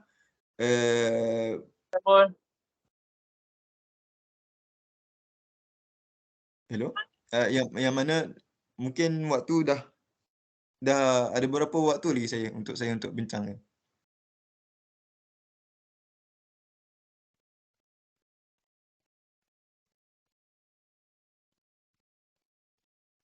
Adakah masih berbaki waktu? Doktor boleh berceramah dalam 5 minit lagi. Okey. Yang mana kita lihat di sini ada padanya turah yang keluar ke tepi di sini, mungkin nampak saya punya cursor ni, yang menunjukkan kepada nizam cara penulisan Syekh Fatani Melayu juga sama dengan beberapa penulisan Arab sendiri. Muhim, saya akan tajawuz. Saya akan masuk ke poin yang ke-7. Ini poin yang agak penting, yang mana yang mengatakan bahawa at-ta'amul ma'a thaqafah al-jawiyah, kita bertaamul dengan culture alam Melayu ini, la yanbaghi an yakuna faqat ala mustawa al-lughah wal afkar darsan wa tadrisan. Selalunya kita tengok ini perlu untuk melihatkan balik orang yang mengkaji Melayu, macamnya bahasa Melayu. Tidak boleh kita hanya menutup skop kita hanya untuk darsan wa tadris, untuk mengajar, untuk pelajar dan mengajar saja. Walakin la budda an yakuna ta'amul ma'al lughah bi'tibariha hadarah. Lughah itu ada padanya hadarah. Kerana lughah itu merupakan bekas kepada tamadun tersebut. Dan hadarah ini dan tamadun ini tidak boleh kita merasainya kecuali dengan kita memahami, memerhati makhtutat. Contoh, saya nak bagi satu contoh. Ini asal kitab merupakan takriz Syekh Ahmad Fatani tadi kepada kitab Hidayatus Salikin. Hidayatus Salikin ma'ruf merupakan kitab yang diterjemahkan oleh Syekh Abdul Samad Al-Falimbani daripada kitab Imam Ghazali, kitab Bidayatul Hidayah. Dia meletakkan satu takriz. Takriz ni satu pujian ulama pada akhir kitab, boleh jadi pada awal kitab. Dan dia meletakkan satu bait syair di dalam bahasa Melayu yang mana sinaah syairiyah ini sudah tiada, sudah tidak ada apabila kita mengaji sejarah Melayu. Kita ada pantun 5 rangkap, 4 rangkap. Sedangkan syair ini ada digunakan oleh ulama pada zaman dulu, pada 1300 Hijrah, 1200 Hijrah, yang diletakkan pada ala wazni rajas, bahar rajas. Kenapa kajian bahasa Melayu itu tidak meletakkan bait syair ni? Kalau kita baca seorang manakala hati dia dengan angan-angan tertipu daya. Kenapa kalau kita tengok, kenapa ditulis manakala? Kenapa ditulis manakala? Kenapa dituliskan dengan satu kalimah, dan satu kalimah dekat-dekat? Kalau kita tengok, kita taktikkan bait tersebut, ia di bawah wazan rajas, iaitu taf'il rajas, iaitu ala wazni mustaf'ilun mustaf'ilun mustaf'ilun mustaf'ilun mustaf'ilun mustaf'ilun. Muhim, saya akan teruskan tentang ilmu, masukkan kepada taksyif wal fahrasah. Muhim, untuk kita memahami makhtutat ini, saya kata cara pertama adalah untuk kita mengumpulkan makhtutat. Apabila kita mengumpul makhtutat yang ada dalam dunia, dalam tanah Melayu dan luar tanah Melayu, yang mana banyak sekarang ni kita boleh cari di England, begitu juga di Leiden dan sebagainya. Banyak sangat makhtutat-makhtutat Melayu yang mana kita tinggalkan, yang mana kita biar orang-orang lain mengkaji makhtutat kita. Itu adalah satu benda yang saya rasa tidak patutlah benda itu berlaku, dan kita perlu untuk i'tizaz dengan turas kita punya. Apabila kita mengumpulkan semua, kita perlu untuk meletakkan kasyaf, indeks. Kita meletakkan satu indeks. Dan kasyaf ni secara umumnya seperti mana kasyaf di Khizanah Hasaniyah Royal Library di Morocco, hanya ihtimam dengan meletakkan nama penulis, nama kitab dan nama penulis, dan raqam, iaitu number di maktabah ataupun nama di khizanah tertentu. Kita tengok ni diletakkan padanya nama kitab dan nama penulis dan nusrah. Kat mana nusrah? Contohnya nusrah pertama 179, nusrah 2987, nusrah ketiga 544. Ini panggil kasyaf yang dan ada satu jenis indeks lagi yang dinamakan sebagai fahras. Ini fahras yang telah diletakkan oleh Ustaz, diletakkan Nazam Jumanatus Tauhid, dipanggil fahras tafsili, yang perlu untuk kita kaji. Lepas kita meletak indeks kasyaf, kita perlu untuk meletakkan fahras at-tafsili untuk pengkaji untuk mengetahui apa yang ada dalam makhtut. Contohnya diletakkan nama, judul, kandungan, tebal halaman, ukuran, klasifikasi, diselesaikan macam yang apa yang ada dalam kolofon dan apa yang berkenaan makhtutat. Ini contoh fehres yang perlu untuk diletakkan dalam bahasa Melayu. Contoh ni ini saya ambil contoh fehres yang diletakkan dalam bahasa Arab. Contoh kitab kita letakkan apabila kita dah ada kesyaf, kita letakkan fehres tafsili, rakam dia, nombor dia. Dan nama kitab ditulis oleh siapa dia? Abu Bakar bin Arabi Al-Mu'afiri. Contohnya tarikh wafat dalam Masihi dan Hijrah, dan kita letakkan kitab yang menterjemahkan, yang menisbahkan Siraj Muhtadin ini kepada Ibn Arabi. Contohnya Wafayatul Ayan, Ibn Khilliqan, Nafil Hatib, Al-Maqari, di Baj Mudhahab, Ibn Farhun A'lam li Zulkefli. Lepas tu diletakkan awal makhtut. Awal makhtutat itu apa mulanya dan akhir makhtutat dan apa akhirnya, dan kita mensifatkan adakah nuskhah ini tamah, sempurna ataupun tidak sempurna, ditulis dengan khat maghribi ataupun khat masyriqi, mulawwan, ada laun kita, ba'duhu mashkul, ini sebahagian daripada makhtutat itu ada pada baris, ada sebahagian tidak baris, ada berapa waraqah, ada dengan helaian, berapa dia punya miqyas, dia punya ukuran dia punya lebarnya dan panjangnya sebagainya.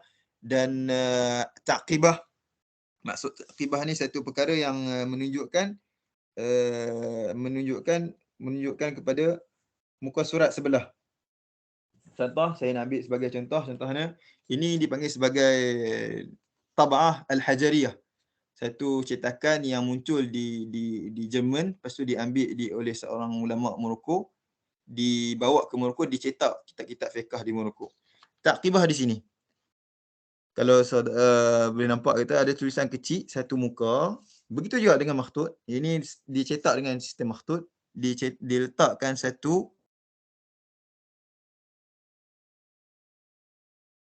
adanya perkataan sebut. Contohnya lafaz wal mal. Di sini di bawah muka surat sebelah perlu ada padanya wal mal, untuk kalaulah kertas ini terputus, kita dapat tahu bahawa muka surat sebelah itu adalah wal mal. Contohnya disebutkan taqibah ma'ilah ataupun waqifah dan sebagainya.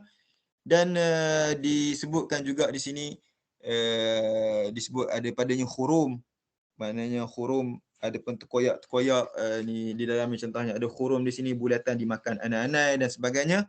Dan ada padanya taqaid dan tarikh ism nasikh dan tarikh nas, tarikh ditulis dan penulisnya. Dan benda-benda ini boleh melahirkan satu masyru' yang baru.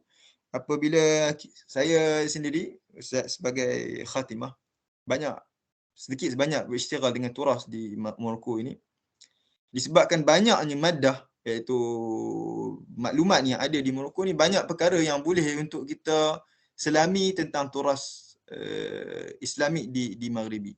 Tapi kita ada satu rasa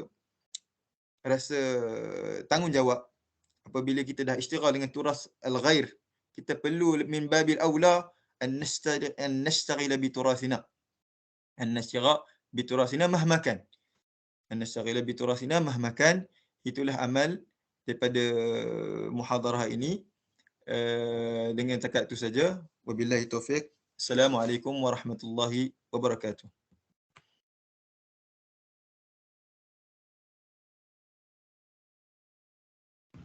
Waalaikumsalam warahmatullahi ta'ala wabarakatuh.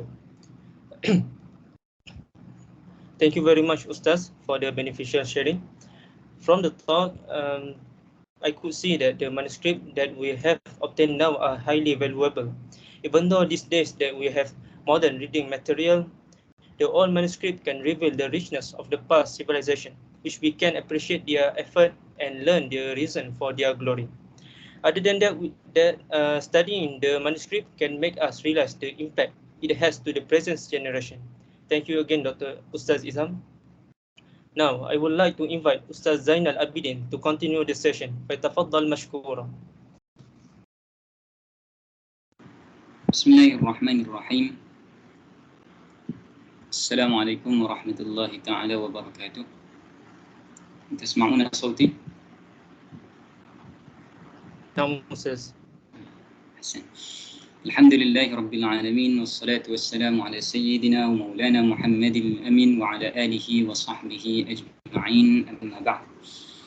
شكرا على رئيس الجلسة، فضيلة اللجنة المنظمة، فضيلة الدكاترة والأساتذة، فضيلة المحاضرين الكريمين الدكتور عارف والدكتور إزهم حكيمي، وكذلك فضيلة الدكتور أيمن العاكتي الذي هو يعد من ضمن أشياخي في علم التحقيق، فإني قد تعلمت علم التحقيق منه، ثم بعد ذلك كملت دراستي في علم التحقيق مع الدكتور خالد الزهري المغربي. الحمد لله، نحن في هذا المساء، في مساء يوم من أيام رمضان المبارك، نجتمع لنستمع إلى محاضرات حول علم التحقيق.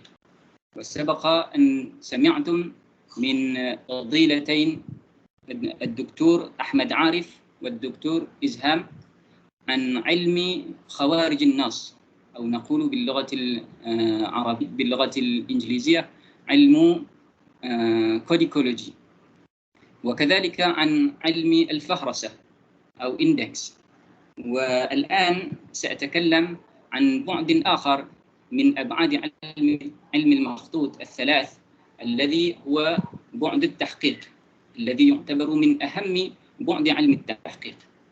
لأن حينما نتكلم عن الكتاب المخطوط نتكلم عنه كمصدر علمي، وهذا المصدر العلمي لا نستطيع أن نستفيد منه إلا إذا حققناه وخرجناه على صورة جديدة، صورة يمكننا أن نقرأها ونستفيد منها.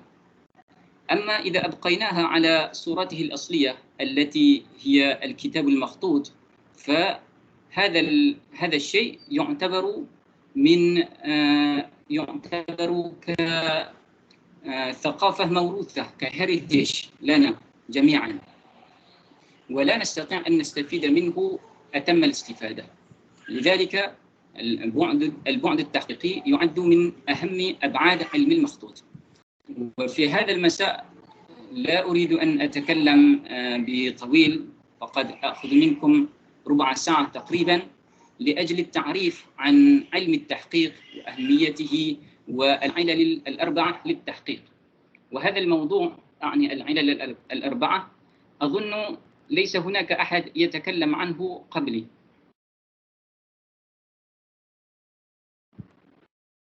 رأيتم العرض؟ رأيتم باوربوينت؟ نعم أستاذ. نعم. وأنا في هذا العرض سأستخدم لغتين، اللغة الماليزية واللغة العربية، مراعاة لبعض الحاضرين الذين لا يتكلمون إلا بالعربية، وبعض الحاضرين الذين لا يتكلمون إلا بالماليزية.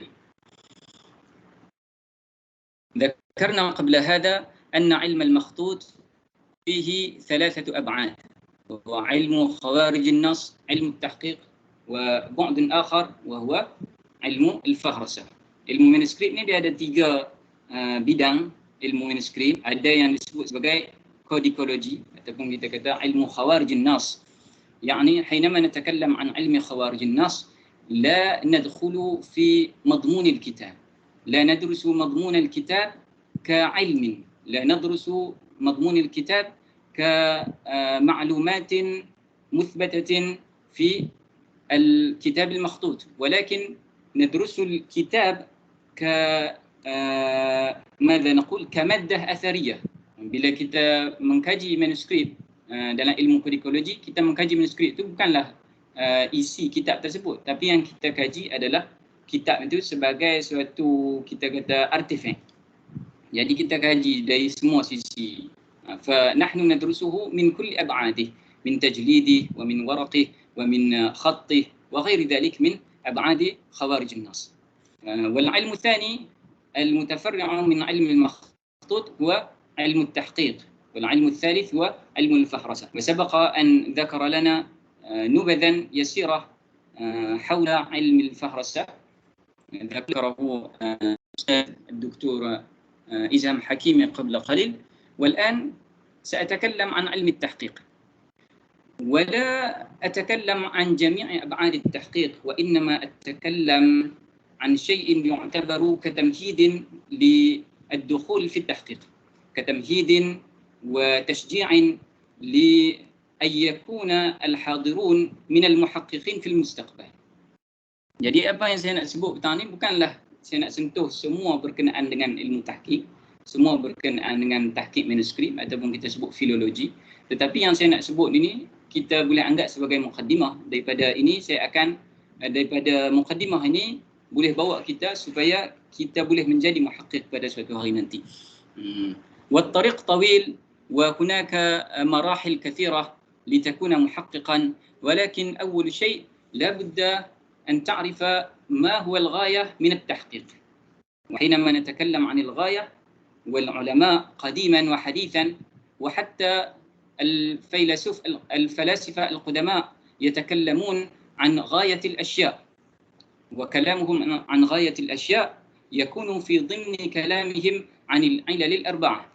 Bila kita nak mengetahui tentang tujuan ilmu tahqiq manuskrip ini, jadi perbahasan ini bawa kita membahaskan berkenaan dengan ilal arba'ah ataupun disebut sebagai four causes.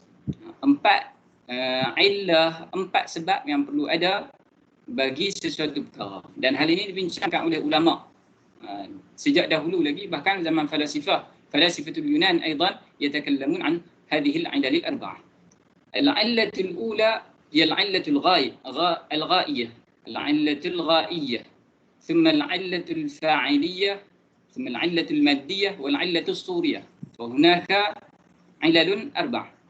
وإذا أردنا أن نأتي بمثال لهذه العلل الأربع نقول مثلا الكرسي. Kalau kita nak buat contoh bagi empat sebab ini, kita contohkan dengan kursi contohnya. Kerusi. Al-kursi lahu ghayatu, lahu hadafu,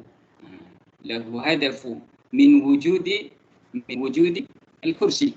Ada tujuan daripada kewujudan kursi itu, iaitu untuk kita duduk. Lil julus alaih. Fahada yusamma 'inda al-hukama wa 'inda al-ulama bil 'illati al-ghaiyah. Sebab yang menjadi tujuan, ay al-'illatu allati hiya ghayatu wujudi syai'in. Al-'illatu allati hiya ghayatu li wujudi syai'in. Thumma al-'illatu al-fa'iliyah. ونعني بذلك بهذه العلة الفاعل لهذا الشيء yang melakukan perkara tersebut, yang buat kursi itu. Kalau kita kata kursi itu kursi kayu, maka tukang kayu. لو نقول أن الكرسي كرسي خشبي ففاعله هو النجار. لو كان الكرسي أو المقعد من الحديد ففاعله حداد. Kalau kursi itu kursi kayu, maka tukang kayu yang buat. Kalau kursi itu kursi besi, maka kita kata tukang besi yang buat kursi itu. Itu disebut sebagai illah fa'iliyah. Sebab fa'il maksudnya yang melakukan benda itu. Okey.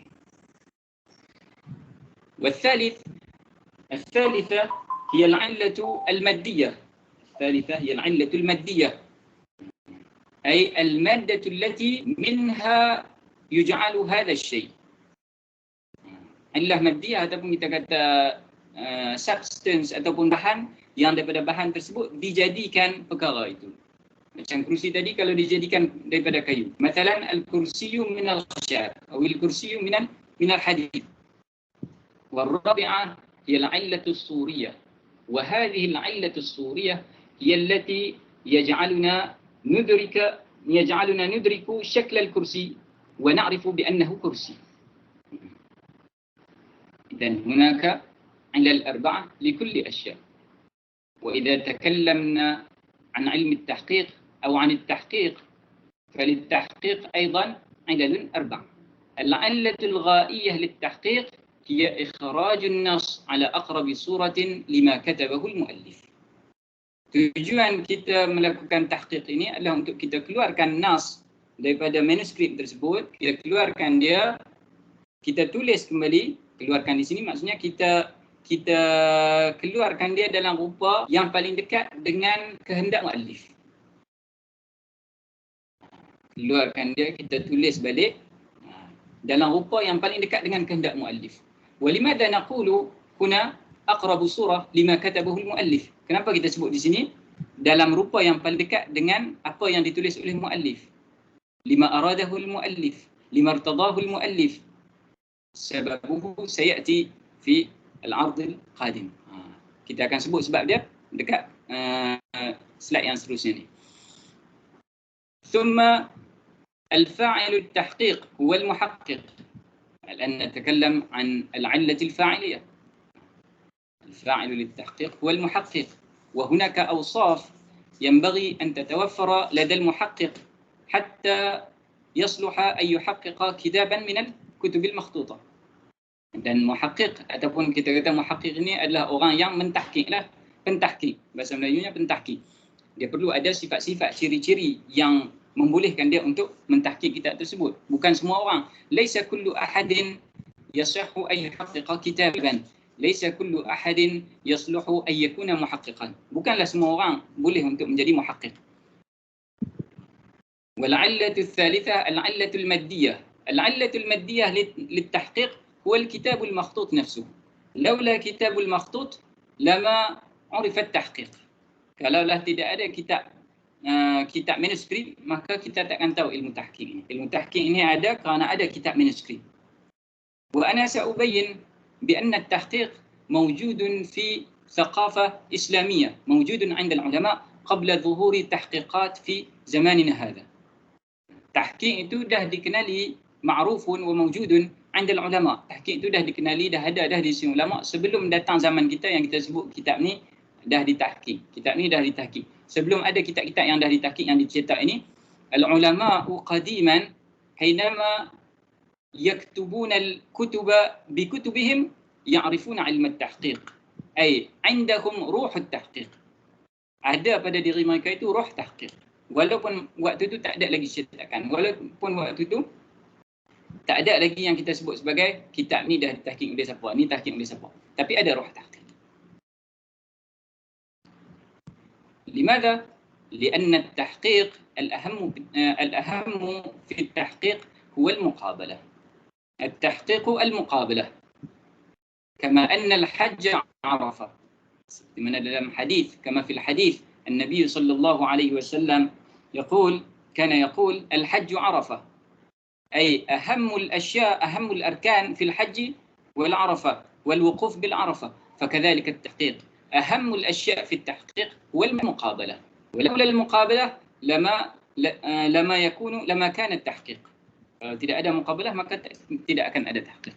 ولذلك نقول إن العلة الصورية الصورة التي تعطي للتحقيق صورتها هي المقابلة بين النسخ. Perkara yang memberikan tahqiq itu rupa, yang menjadikan tahqiq itu sebagai tahqiq adalah muqabalah bain an-nusakh. فإذا وجدنا كتابا من الكتب في الأسواق التجارية يباع بثمن بخس وكتب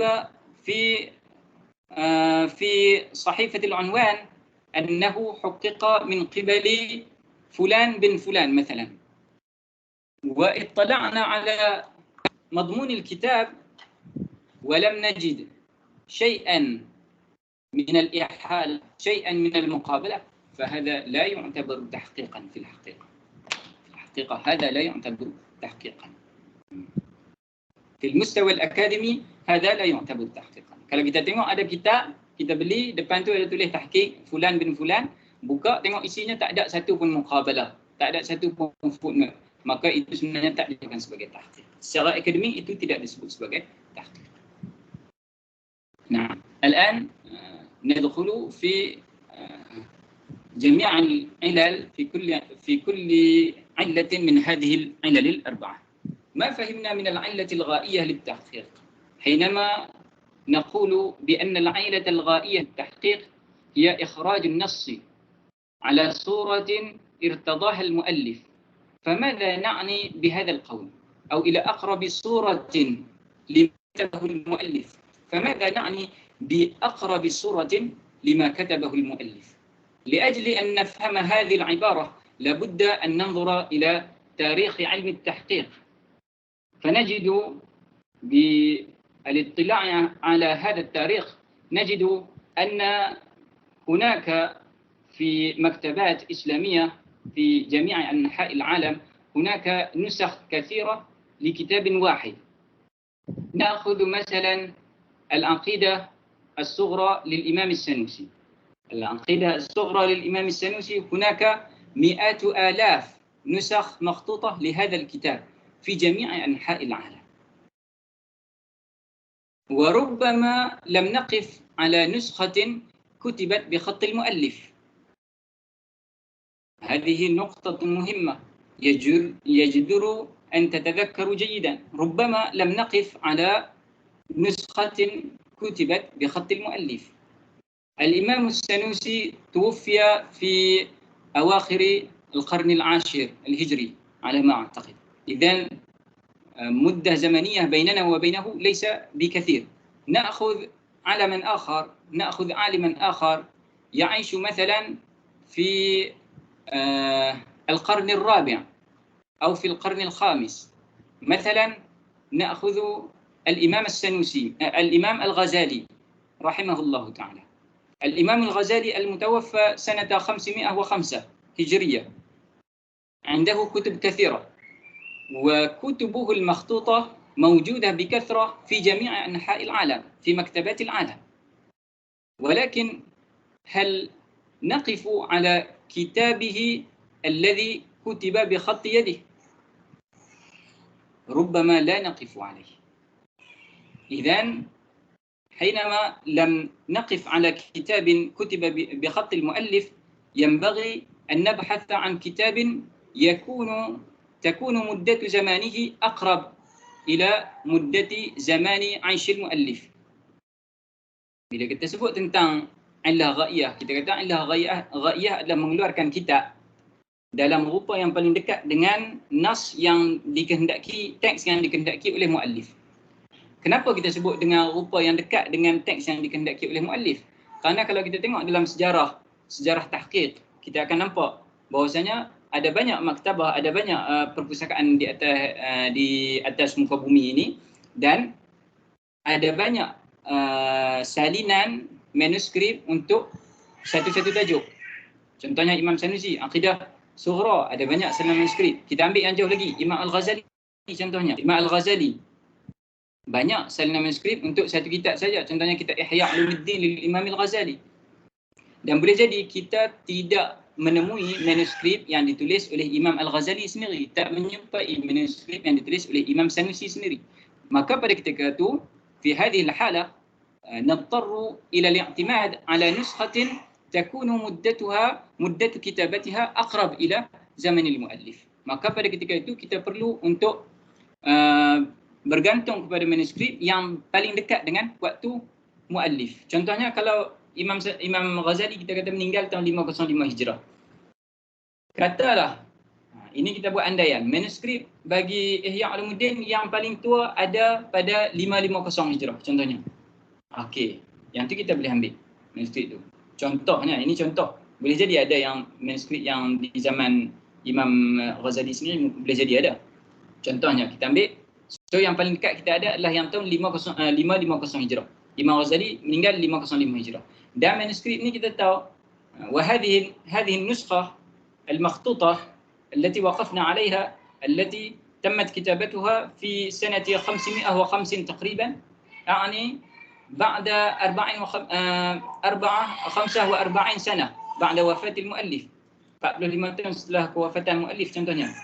فنحن نتأكد بأن هذه النسخة ما رآها المؤلف. نسخة ni muallif tak tengok pun. والنسخ باليد قد يعتريه خطأ. Tulisan tangan itu boleh jadi dia kena kesalahan, boleh jadi kita salah macam kita type sekalipun. Samalah hukumnya, kita type. Sebab type dia tak macam PDF tu scan. So macam mana benda tu kita akan dapat sebiji macam tu.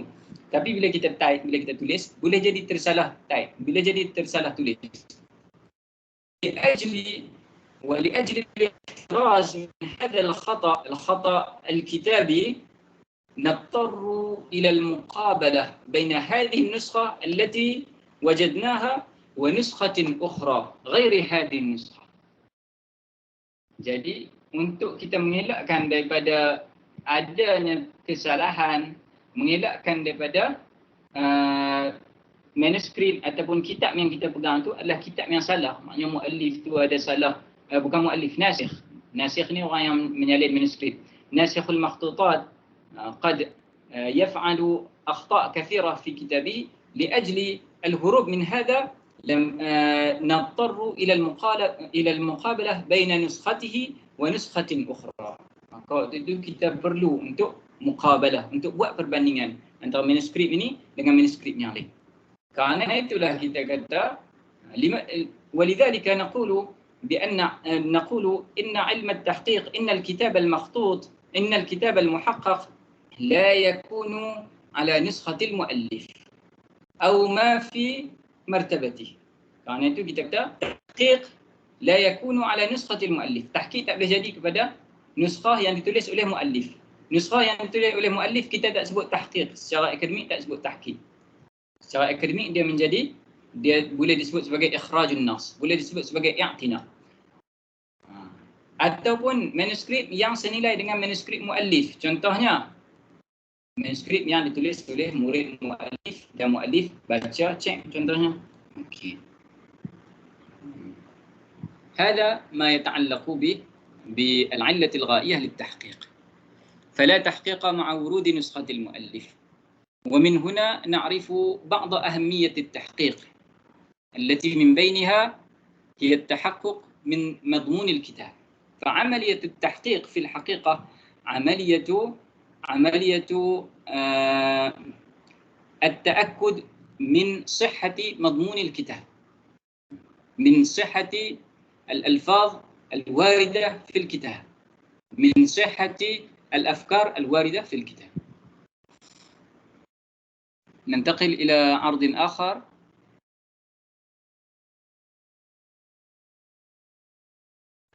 ذكرنا أن العلة الثانية وهي العلة الفاعلية للتحقيق هي المحقق. وللمحقق أوصاف ينبغي أن تتوفر لدى هذا المحقق حتى يصح أن يكون محققا للكتاب. أولا أن يتسلح بعلوم الآلة من النحو والصرف والبلاغة والمنطق. فعلوم الآلة من أكبر الضروريات للمحقق. Ilmu alat dia kena kuasai. Kalau nak menjadi muhaqqiq, nahu, saraf, balaghah, mantiq, itu dia kena kuasai. ثم العلم الذي يشتغل به أي العلم الذي يكون في ضمن مخطوط الذي أراد أن يشتغل به. Yang kedua dia kena kuasai ilmu yang ada dalam manuskrip yang dia nak tahqiq. Kalaulah dia tahqiq manuskrip akidah, maka dia kena ada ilmu dalam bidang akidah. Kalau nak tahqiq dalam bidang balaghah, kitab balaghah, maka kena ada ilmu dalam bidang balaghah. والنقطة الثالثة وهي من أهم النقاط لدي هي أن يستحضر المحقق النية الصالحة في التحقيق. نية المؤمن خير من عمله. Niat seorang mukmin itu lebih baik daripada amalnya. لذلك المحقق ينبغي أن يستحضر النية الصالحة في التحقيق. وما هذه النية الصالحة؟ Niat salihah ni niat apa? Niat yang baik dalam tahqiq ni apa? Adakah niatnya hanya semata-mata nak keluarkan kitab untuk orang baca? في الظاهر نية إخراج الكتاب وجعله متوفرا للقراء في الظاهر يبدو صالحا. في الظاهر تبدو هذه النية صالحة. Secara zahirnya nampak niat ini adalah niat yang baik. ولكن بعض الكتاب لا يصلح لبعض القراء. Tapi ada kitab-kitab yang tak boleh dibaca untuk sebahagian pembaca kerana tak sesuai. Jadi semata-mata niat untuk mengeluarkan kitab supaya orang boleh baca bukanlah niat yang betul-betul sempurna kebaikannya lagi. Idzan ma hiya an-niyatus salihah wara'a at-tahqiq? An-niyatus salihah wara'a at-tahqiq. Kama dzakara li bi nafsi شيخي وعمدتي في التحقيق دكتور خالد زهري نيته هي أن تخدم العلماء الأولياء. قال أمامي وقال لي بنفسه، قال انوي في تحقيقك خدمة العلماء الأولياء، لأن مؤلفين لهذه الكتب المخطوطة هم علماء وأولياء. Syekhuna Dr. Khalid Zahri Al-Maghribi, dia sendiri sebut dekat saya, dia kata niat bila kita melakukan tahqiq ni, niat untuk khidmat kepada awliya, niat untuk khidmat kepada ulama. Kerana mereka ulama yang mengarang kitab ini, mereka lah awliya. Mereka adalah ulama awliya.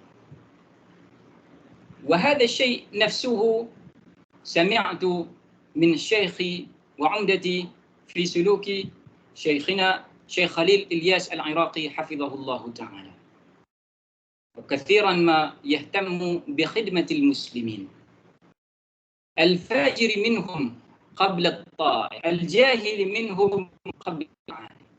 Dan guru saya Syekhuna Syekh Khalil Ilyas Al-Iraqi selalu menekankan aspek khidmat ini. Beliau menyuruh kita khidmat kepada orang Islam yang jahil sebelum yang alim. Kita khidmat kepada orang Islam yang asi sebelum yang ta'i'. Walaula khidmatul ulama lil juhala lama waqafna hahuna fi hadzal yawm. Kalau bukan kerana khidmat ulama yang rabbaniin kepada orang yang juhala, orang yang jahil, maka kita takkan ada di sini pada hari ini. فاجتماعنا ووقوفنا في هذا اليوم من مكات خدمة هؤلاء العلماء الربانيين للجهلاء. لماذا؟ لأنهم هم الذين يعلمون الناس أن يعلموا غيرهم، هم الذين يعلمون الناس أن يعلموا الجهلاء، هم الذين يعلمون الناس، هم الذين يربون تلامذتهم على أن ينشروا العلم. Mereka lah yang menyuruh murid-murid mereka supaya menyebarkan ilmu kepada orang yang jahil. Kalau tidak, kita tak akan berkumpul pada hari ini. Jadi niat ini penting. Kalau betul niatnya, idza sahha niyatuhu, insya-Allah amaluhu aidan yasih. Kalau betul niatnya, amalnya pun betul insya-Allah. Fala yuhaqqiqu kitaban ghaira nafi', maka dia tidak mentahqiq kitab yang tidak memberi faedah. Atau ma fihi i'anatun ala raf'i sautil mukhalifin li ahli sunnati wal jamaah. Dia tidak mentahqiq kitab yang tidak memberi manfaat, dia tidak membantu mentahqiq kitab yang akhirnya menjadi bantuan untuk mengangkat suara ahli bid'ah yang berbeza dengan ahli sunnah wal jamaah. Hada syai' muhim fil hayat. La takunu 'aunan lisyaitan ala akhik. Jangan engkau menjadi pembantu syaitan untuk melawan saudaramu. Akhuka min ahli sunnah wal jamaah ahwaju bimusa'adatik min asy-syaitan min al-mukhalifin li ahli sunnah wal jamaah min al-mubtadi'ah. Jadi saudara kamu di kalangan ahli sunnah itu lebih berhak, lebih patut untuk engkau tolong dia, engkau khidmat dia, engkau tahqiq kitab dia, berbanding engkau mentahqiq kitab-kitab yang dalamnya ada idea-idea yang bercanggah dengan ahli sunnah wal jamaah.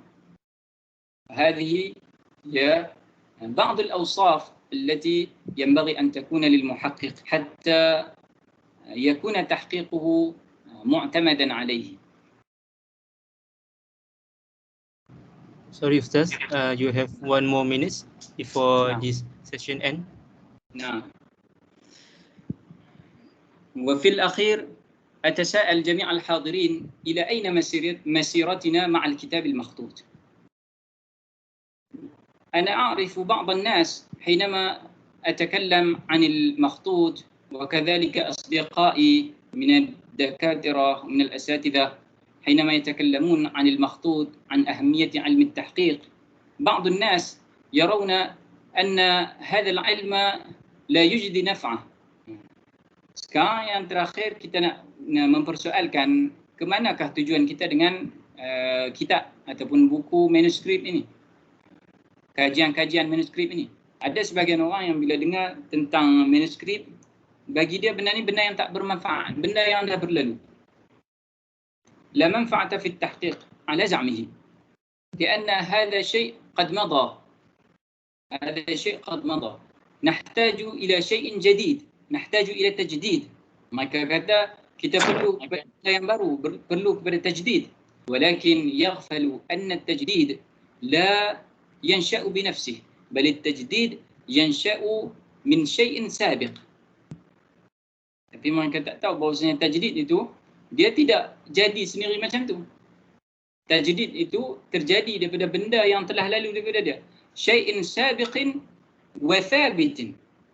فالتجديد يكون على شيء الأول، هذا الشيء يكون قد سبق، benda yang telah berlalu.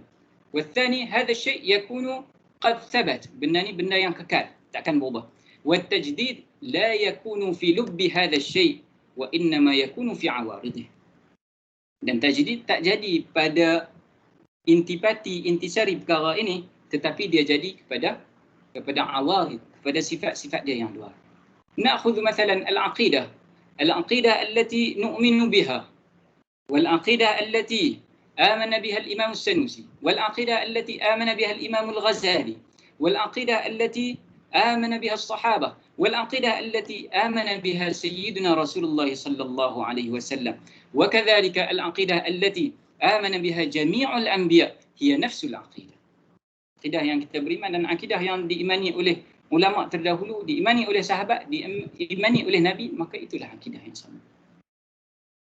Wa azidu innal malaikah aidan amanu bi nafsi al-aqidah allati amanna biha. Para malaikat pun beriman dengan akidah yang kita beriman sama. Idzan hadha syai' al-aqidah syai' thabit la yataghayyar. Madha wa sabaqa wa kan wa thabat. Walakin hunaka tajdid fil aqidah. Tetapi ada tajdid dalam aqidah, ada tajdid dalam ilmu aqidah. Wa illa lama urifa ismul Imam As-Sanusi مثلا al-mujaddid li ilmi al-aqidah fi qarnihi. Kalau tidak maka kita takkan kenal orang seperti mana Imam As-Sanusi al-mujaddid dalam ilmu aqidah pada zamannya. Fakadzalika ilmu al-makhtut. Ilmu al-makhtut fil haqiqah lawnun min alwani tajdid. Launun min alwani tajdid. Pada hakikatnya ilmu manuskrip ni adalah salah satu bentuk daripada bentuk-bentuk tajdid. Wa ayyu tajdidin hadha? Tajdid fi kayfiyati ta'amulina ma'a turathina al-ma'rifiyyah wat-tarikhiyah wath-thaqafiyyah wad-diniyah. Wa bihadha unhi kalami fi hadhihi al-muhadarah. Assalamu alaikum warahmatullahi ta'ala wabarakatuh. Waalaikumsalam. Waalaikumsalam warahmatullahi ta'ala wabarakatuh. Thank you, Ustaz Zainul, for the enlightening information just now. For me, I think the most important point from the talk is that the ilmu tahqiq is crucial for us to preserve the originality of the knowledge within the manuscript. Therefore, we must appreciate the efforts of our scholars in preserving and conveying the knowledge contents in the manuscript. Thank you again, Ustaz. Alhamdulillah, we have heard from all panelists. May the knowledge we obtain today will be beneficial for us in this world and more importantly in the hereafter. Amin ya rabbal alamin. Now I would like to invite Assistant Professor Dr. Ayman al-Akiti to deliver the closing remarks for this program. Fatafaddal mashkura. Bismillahirrahmanirrahim. Assalamualaikum warahmatullahi wabarakatuh. Alhamdulillahirabbil alamin. Alhamdulillahirabbil alamin. Assalatu wassalamu ala asyrafil anbiya'i wal mursalin wa ala alihi wa ashabihi ajma'in. Wala hawla wala quwata illa billahil aliyil azim. Amma ba'du.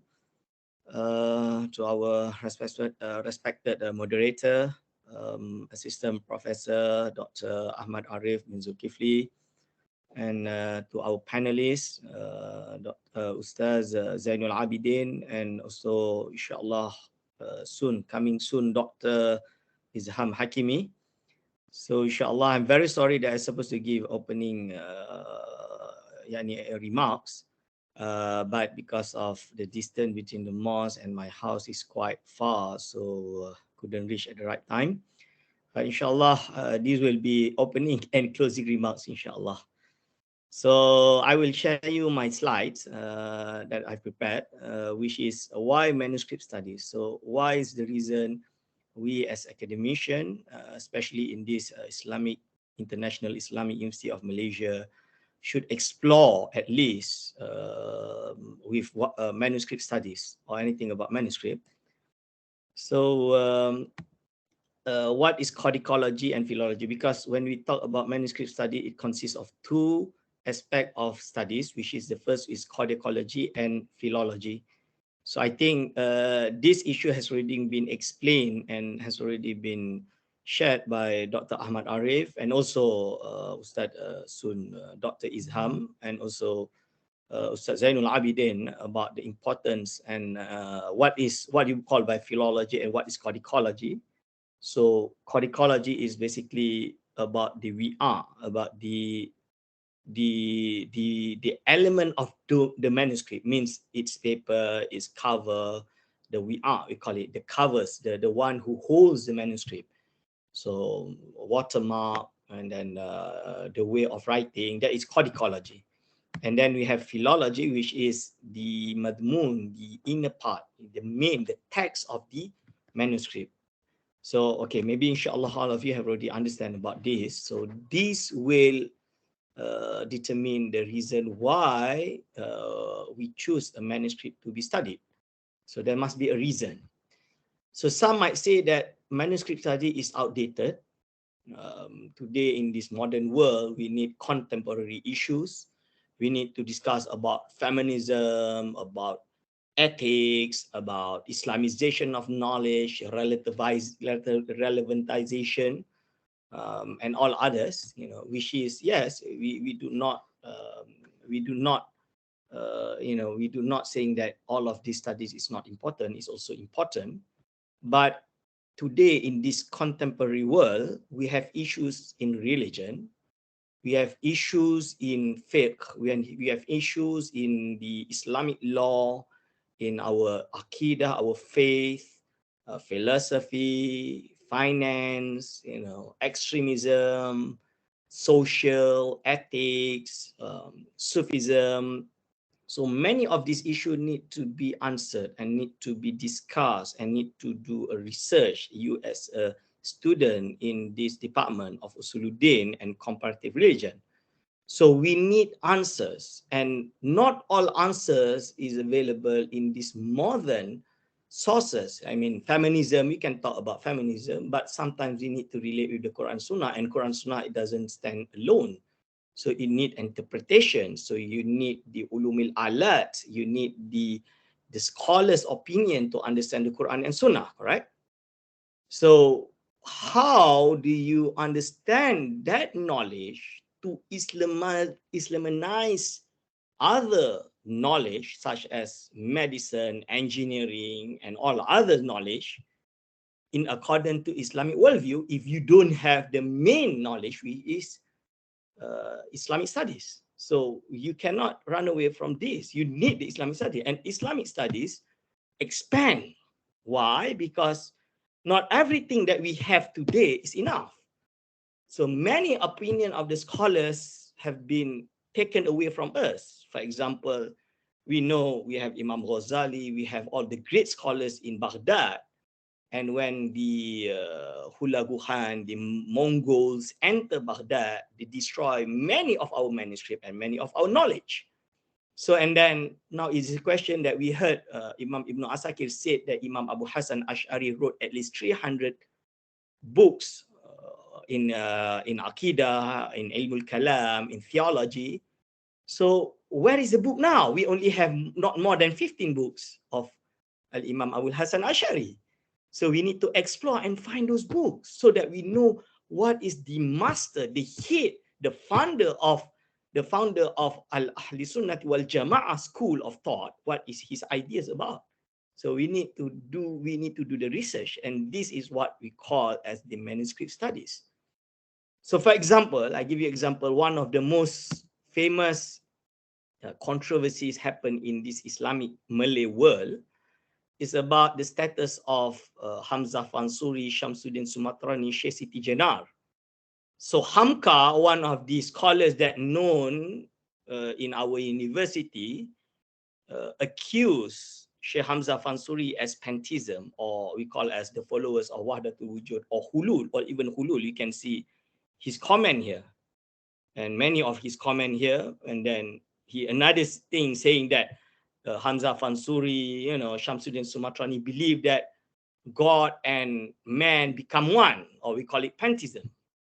So this accusation is actually wrong. Why? Because if not because of Professor Dr. Naqib Alatas, one of his work, his thesis, master thesis, for example, Raniri and the Wujudiyah of the 17th century in Aceh, for example, and then a commentary on the Hujjatul Siddiq of Nuruddin Ar-Raniri, which Prof. Naqib Alatas explore the manuscript itself and make studies on the manuscript.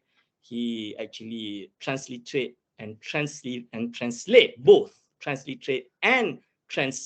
the manuscript and discover that basically Ar-Raniri, like what is being explained here, because the Hamka claim that Ar-Raniri is the one who against Hamzah Fansuri and condemn Hamzah Fansuri because Ar-Rani is more sober and against all of this Wahdatul Wujud and others, if you read here.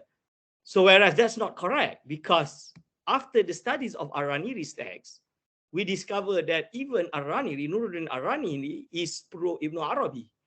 So whoever said that Ar-Raniri condemn Ibn Arabi, Ar-Raniri condemns Wahdatul Wujud, or that kind of idea, basically does not read Nuruddin Ar-Raniri, because Nuruddin Ar-Raniri is the defender of Ibn Arabi.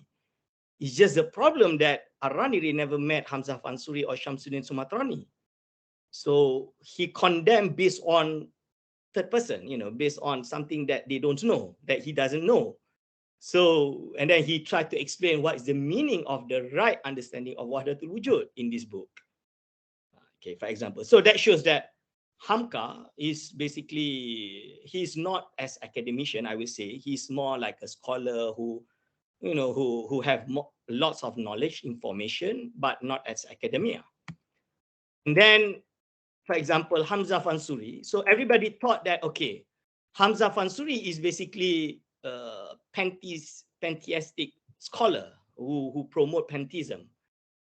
But that's not right, because if you read Prof. Naqib Alatas, I think this is his PhD thesis at the SOAS, University of London, where you can see many of the quote, and one of it is this tahqiq that has been made by Prof. Naqib Alatas, saying that the Aqidah of Al-Imam Sheikh Hamzah Fansuri is basically same as Ash'ari and the Maturidi school, which is Allah SWT is not up and not down, not on your left, not on your right, and not in any direction against the Hashawiyatil Hanabila or the Wahhabis today.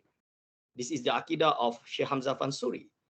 So the quote that has been something that has been quoted by some of the scholars from UKM, for example, who works also with Pusat Islam before, where he condemns Hamzah Fansuri, basically does not read the whole text of Hamzah Fansuri, and he mislead people by explaining the wrong understanding of what is Hamzah Fansuri's stand on this issue, for example. So by studying this manuscript, you will know what is Hamzah Fansuri mazhab actually, the real mazhab of Sheikh Hamzah Fansuri.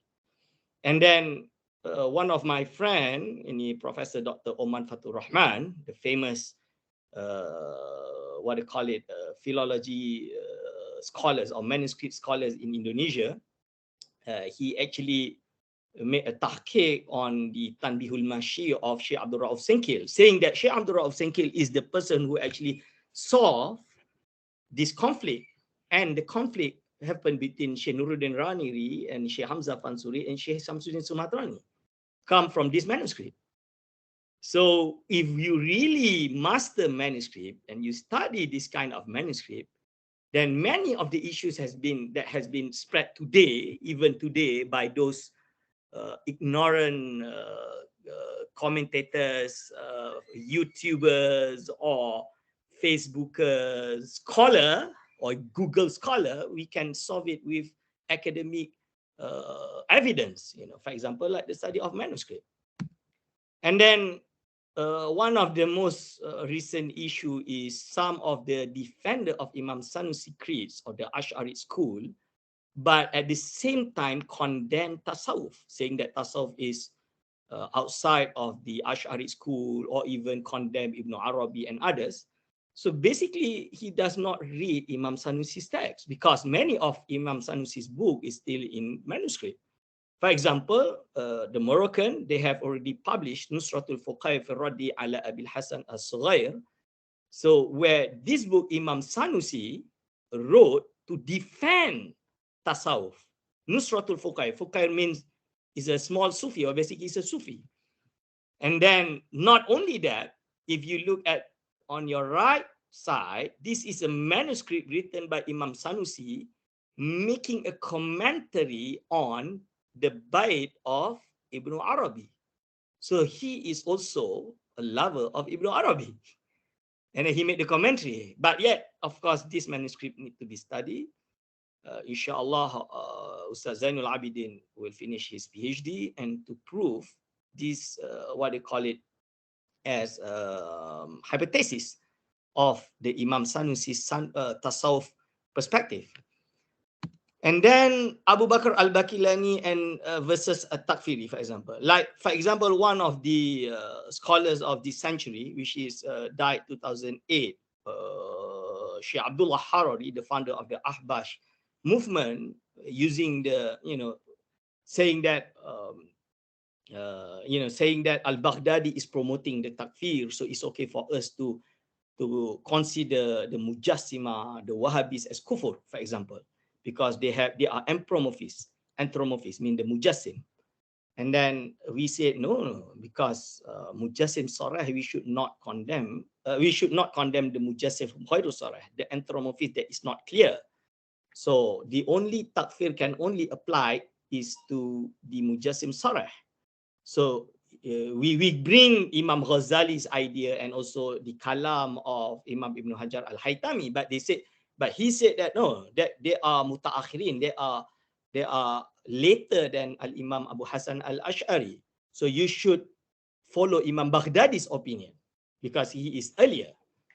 Whereas with manuscript studies, there is one manuscript written, then only one manuscript left, which is Ikfarul Mu'awwilin, written by Abu Bakr al-Bakilani. He is among the second level of, we call it the second level of Ash'ari school, mean he is the student of Abu Hasan al-Ash'ari, died in the year 402, which is Abu Hasan al-Ash'ari died 324. So not more than 100 years after the death of Abu Hasan al-Ash'ari, who wrote in his book to saying that you cannot make takfir to Ahlul Qiblah, for those who worship towards the Kaabah. It means even the Hashawiyatul Hanabilah, even the Mujassima of Ghairu Sarah is not considered as kufr because they are still worshipping Allah subhanahu wa ta'ala. Maybe they made a mistake in the ta'wil, but we cannot condemn them. So, and this, alhamdulillah, with the one of our fellow student, and I mean the Dr. Yasin As-Salimi from University of Darul Hadith Hasaniyah also have already make some of the tahqiq of that book, and that book is also that manuscript also been studied by Ustaz Zainul Abidin, who actually helped me to prepare this text. So this is a text that I published with Tafhim, for example, last year. And then okay, the discussion on Madnun. My brother did manage to make his PhD thesis on the Madnun of Al-Ghazali, the critical edition of the Madnun of Al-Ghazali, and of course some of the scholars say it's not written by Imam Ghazali, quoting from Imam Subki and others. Yes, okay, you might give that opinion or that understanding, for example, but you have to look at the arguments that have been brought by Dr. Afifi, for example, in his book. But I would add, other than his argument, that we have already found another manuscript that has already been studied in Morocco and published at Beirut, the Ajwibatu of Al-Ghazali, written by Ibn al-Arabi, which is his student, Ibn al-Arabi al-Maliki, the jurist, died at Fez, for example. So in this book, there is some treatise is mentioned in Madnun. So that shows that whatever written in Madnun is basically, it is Imam Ghazali ideas and Imam Ghazali's Imam Ghazali's position in that matter. For example, the metaphysic issues and some of the philosophical issues. Okay, and then for example, Risalah Ladunia, Montgomery Ward saying that Risalah Ladunia is not written by Imam Al-Ghazali. And then I don't know if she is his student or not, but Professor Dr. Sheikh Zarina of UC Malaya, Appium, today, she's one of the leading scholars at that university, wrote her thesis on the Risalah Ladunia, but it was not covered. I mean, it was not supported by any manuscript. I could not find any manuscript. But I agree with her that this book, Risalah Ladunia, indeed written by Imam Al-Ghazali. Why? Because there is a manuscript written. This is one of the oldest manuscripts found in Iran, at the year written, copied in the year 597, if I'm not mistaken, copied from the copy written by Imam Al-Ghazali. So it's not more than 500, not even more than 100 years of Imam Ghazali death, because Imam Ghazali died 505 Hijri. So the interesting thing is, these kind of studies, philosophy, manuscript, metaphysics, is being studied by the Iranian, by the Shi'i, more than the Ahli Sunnah. So what happened? So if we do not promote manuscript studies in our department, in Uṣūluddin or any department of Uṣūluddin in this in these what they call in the Malaysia, I mean in this Malay world universities, whether Indonesia or Malaysia, whether UKM, or even UNIZA and IIUM as that matter, then they will take this knowledge from us. I mean, the Shi'i will take the knowledge from us. They're giving all they can to make sure that this heritage is not, is not lost. So, and then the Orientalists, for example. So it's such a shame if we do not explore this knowledge, we do not promote this knowledge to our students, and then the Orientalists, which they are not Muslim, some of them, many of them not Muslim, basically did the critical studies and translate many of Islamic world studies. For example, Mishkatul Anwar, written by Imam Ghazali, this edition that I've been teaching every Friday morning to the student of IUM, for example. So it is effort by David Bushman, for example. And then you see Al-Ghazali and Wahdatul Wujud. If you again saying that Wahdatul Wujud is not part of Al-Ghazali Tasawwuf, like what have been done by some of the researchers, especially Hamka, for example, and not contributing it to Imam Ghazali or even Abdul Fattah Harun, for example, then how about this section where today we just read this section? This section is basically the concept of Wahdatul Wujud in the right understanding, not the wrong understanding of Wahdatul Wujud by Imam Ghazali. So what is Tasawwuf of Imam Ghazali? Tasawwuf of Imam Ghazali is the similar Tasawwuf what has been brought by Imam Ibn Arabi and Imam Nuruddin Ar-Raniri, Syekh Hamzah Fansuri, Syekh Abdul Ra'uf Sinkil, and until until many of scholars who comes after that, for example. So you need manuscript studies. You need to study the text. That's why we have one of our subject will be the nusus, qira'atun nusus fi usuliddin, to really examine the text. So we don't want just per se. We don't want to cut the text like what they did. Some of the researchers, they cut the text and misleading the readers and the followers of YouTubers, Facebookers, all of them, they are not academicians, so they don't know the truth.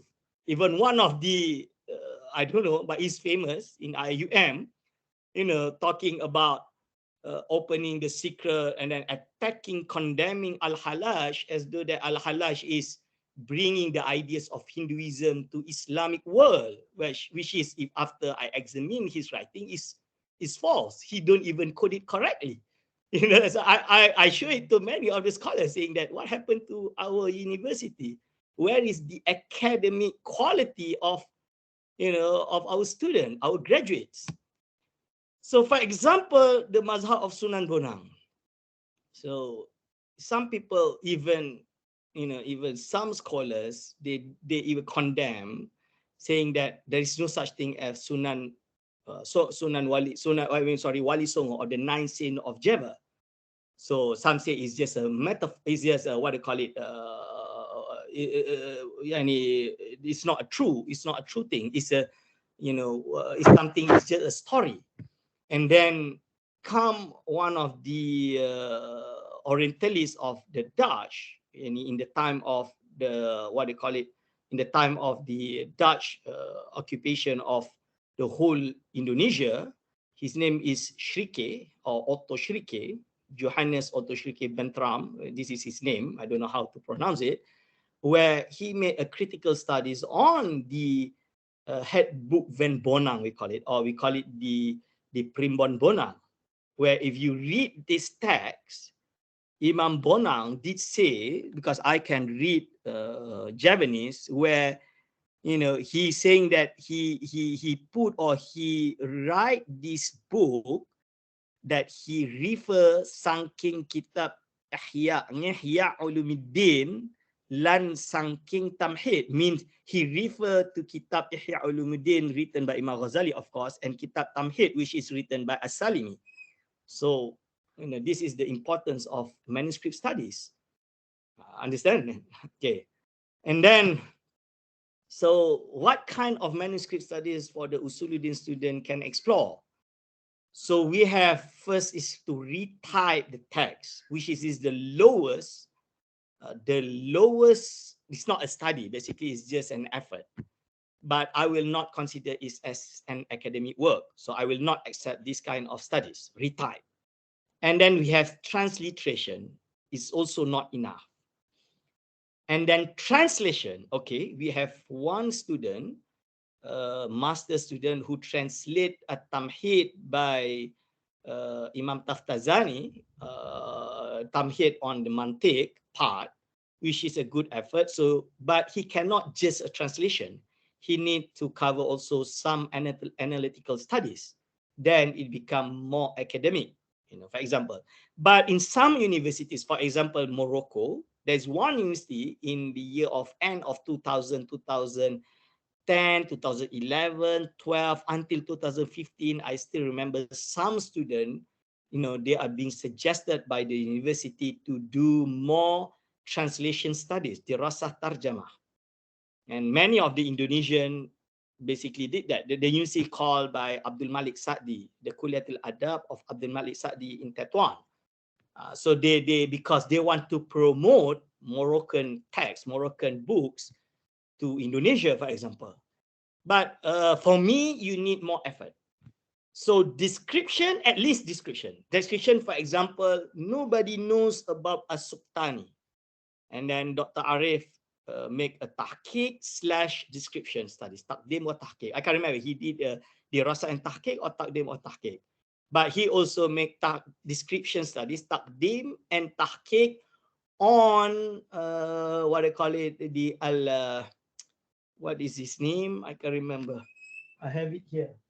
Allahumma salli ala sayyidina Muhammad. Taqyidul Bayan. Taqyidul Bayan by who? What is his name? Abdul Rahman As-Samlali. As-Samlali, yes. As-Samlali with my wife, for example. So it is dirasah wa tahqiq or taqdim? Dirasah.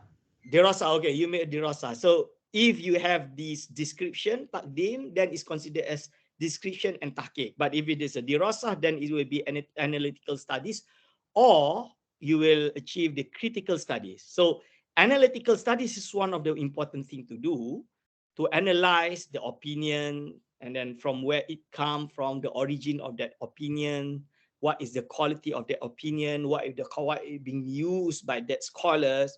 So this is one of the studies that we need to explore. For example, like, do you know that Sunan Bonang basically integrate the mazhab of Ash'ari and Maturidi, and he lives in the 9th century of Hijri? Means is before Hamzah Fansuri, it's before Nuruddin Ar-Raniri. You know, it is one of the oldest known manuscript in that era, in that area actually. So we have already integrated both madhab, the Aqidah of the Southeast Asia, or we call it the Malay world. And that thing cannot be done unless you do analytical studies. And then we have the highest, which is the critical studies. What is the critical study? Mean to critique the text criticism. So this is what we are doing. This is tahqiq. This is what tahqiq about. You know, you study all of the text. You have, because when you read the manuscript, you have to understand the manuscript. If you don't know, if you don't understand the manuscript, this is not tahqiq. So tahqiq is to understand the manuscript. Every word, every section, every even one shackle, we call it. One shackle mean one vowels of the word, mean the the i'rab, the shackle, the harakat, you have to know. If you cannot read the text, so what's the point of doing manuscript studies? And why it is important? Because you see, many scholars misunderstood the ideas. Misunderstood these ideas. We cannot just translate it. Okay, maybe we cannot as academic, we can say it is academic effort, but not at the level of PhD. For example, I've never known any of his book except two. One is the Islamization of knowledge, and then the other two, the second is the treatise of Tawheed written by Muhammad bin Abdul Wahhab, the founder of the Wahhabi school, translated by Ismail Faruqi. Ismail Faruqi is a Palestinian who lives in the US. He translated Muhammad bin Abdul Wahhab Aqidah into English. You know, so this is one of academic effort, at least to give the understanding of Muhammad bin Abdul Wahhab Aqidah to the non-Arabic readers. For example, for the one who reads only English, that shows this is one of his effort. But it also, you know, give our understanding, knowing that okay, maybe I'm not saying it is a fact, but maybe Ismail Faruqi is basically in that mazhab because he made an effort to translate Muhammad bin Abdul Wahhab's Tawheed, for example. So this kind of the study that we need, one of the elements to know if you are talking about contribution to the university or to Malaysia, which this university, IIUM, is a taxpayer university paid by Malaysians, you know, so we also need to know, so what is the contribution to our region, the Malay world? And we know there's so many manuscripts in the Malay world hasn't been studied. For example, Sheikh Nuruddin Ar-Raniri, he have a book, a manuscript named Jawahirul Ulum, if not mistaken. I know one of our professor in UTM cases, Prof Zainul, he already do the critical studies. Inshallah, he will publish soon. But for example, if we have more students who can explore this kind of knowledge, then they can choose manuscript that hasn't been studied, for example, Jawahirul Ulum, to study. Because in that book, in that kitab, because I've read part of it, not in a manuscript, but some edition that has been published in Indonesia, being read by the Moroccans, like Sheikh Rugi and some Professor Dr. Idris Fasil Fihri of Qarawiyyin. With this seminar has been organized by the Persatuan Pelajar Indonesia, the Indonesian Student Society of Morocco. So they have the reading of Jawahirul Ulum written by Sheikh Nuruddin Raniri, read in Morocco. Just imagine, where Sheikh Nuruddin Ar-Raniri basically read Al-Jami, he reads many of the commentary of Uṣūl of Sheikh Ibrahim, Sheikh Al-Imam, Sheikh Al-Akbar Ibn Arabi. This is for example. Okay, so now since this is why just a short discussion and short remarks on the reason why we need to have manuscript studies. And this is one of our main studies, and many of the issues and question that has been discussed even in many of the Darul Ifta, many of the Department of Fatwa in Malaysia needs answers, and the answer is still in manuscript form. And it is your task as the Uṣūluddin student to make sure, to explore this kind of knowledge in the future, inshallah. So anything that mistake from me, I would like to ask forgiveness to all of you, inshallah. And the reason why we do this is for the sake of knowledge. And remember that our university philosophy is Iqra. What is Iqra? To read. So this is reading. Manuscript study is one of the most important philosophy of our university. Inshallah, ana aktafi bihadzal qadar, aqulu qawli hadza, astaghfirullah li wa lakum, wassalamu alaikum warahmatullahi wabarakatuh. Waalaikumsalam warahmatullahi ta'ala wabarakatuh. Thank you very much, Doctor. May his deliverance benefit us all and make we understand the importance of studying the manuscript. May Allah make it easy for us to remember the information that our panelists, who are respected scholars, have shared with us. Amin, inshallah. Now we have arrived to the Q&A session. You may open your mic and directly ask the question or type in the chat box. We will only open for 3 questions because of the short of time. You may ask now.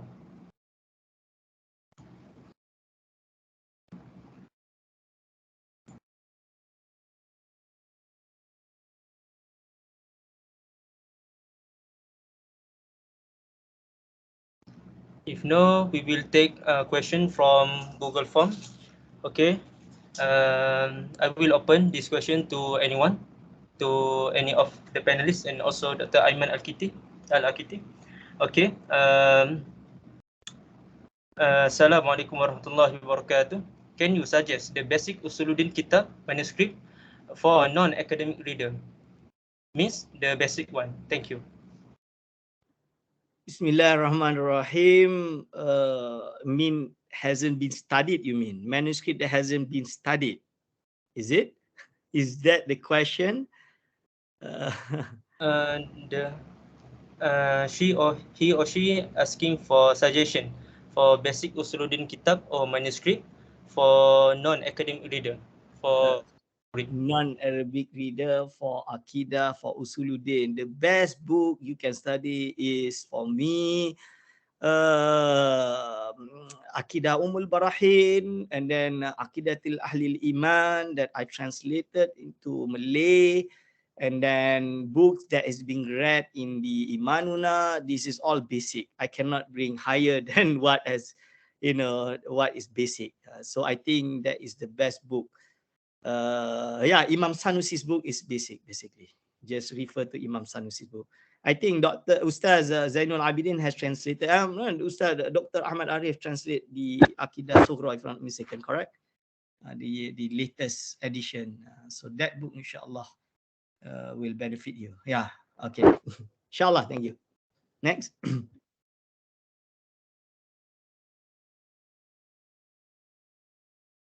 Okay, I will take one more question from Google Form.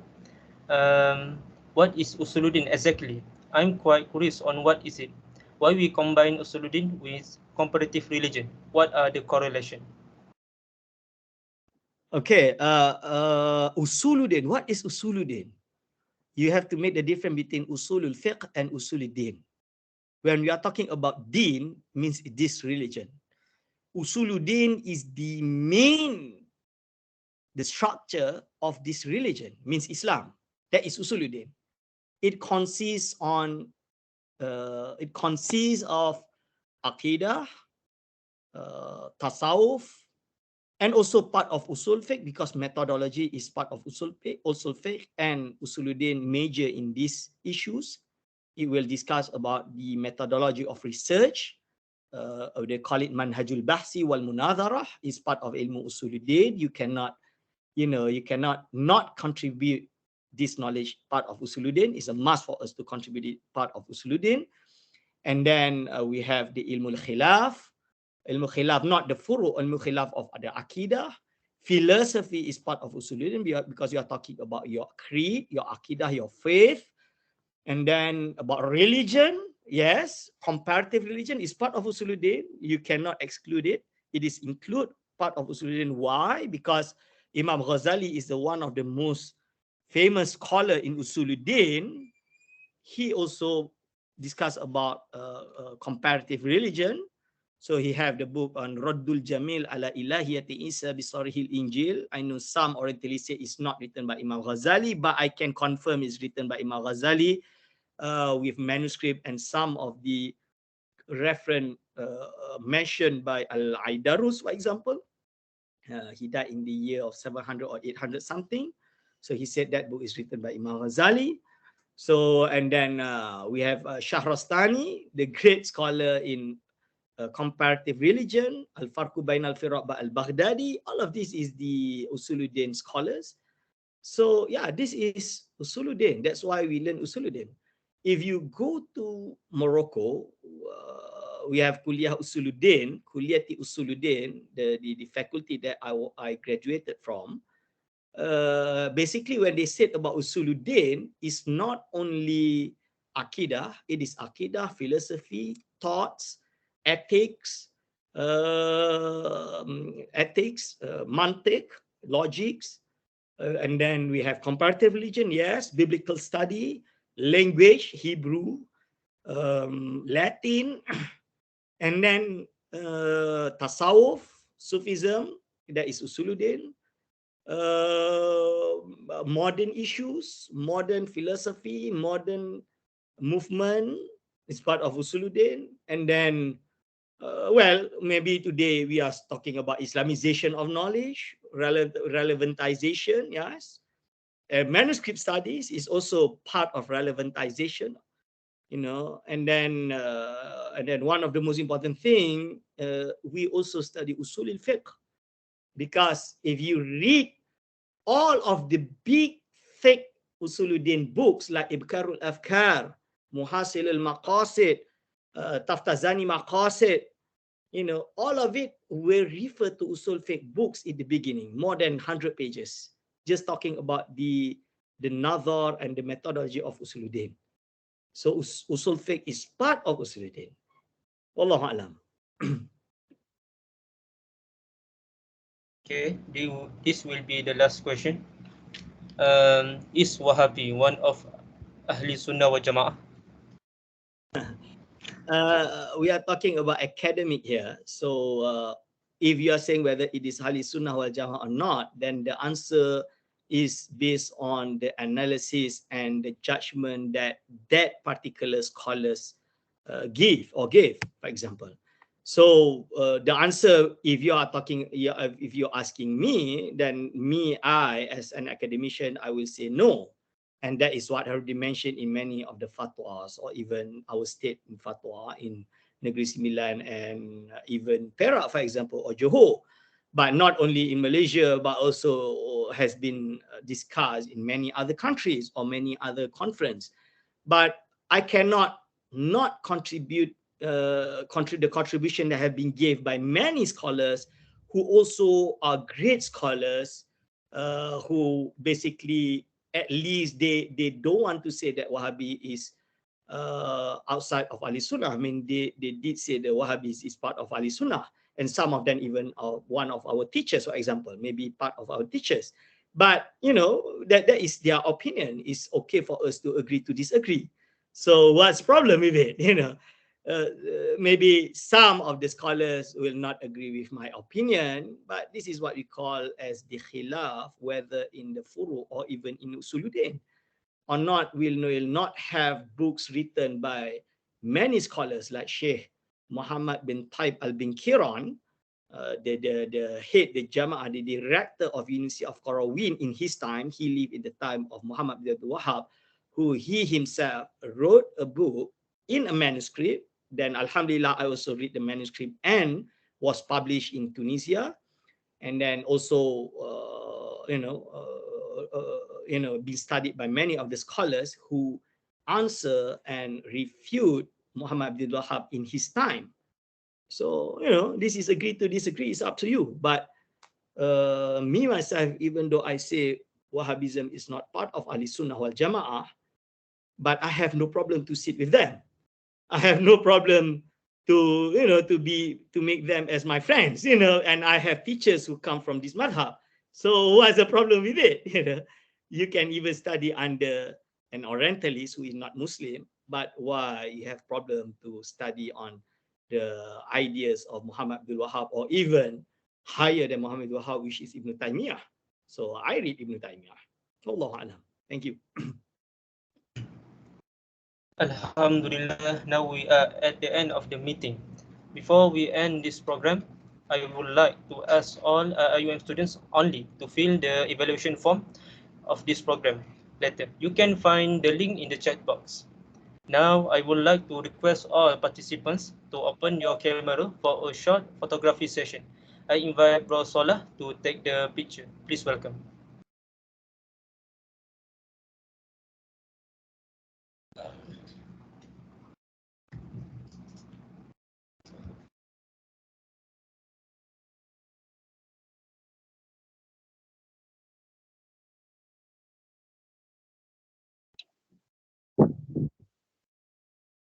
Okay, everyone ready?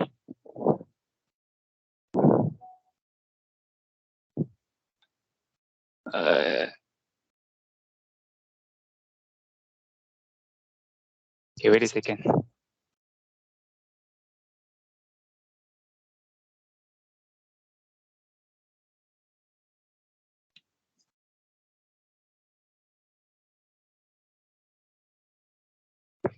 Give me 2 minutes.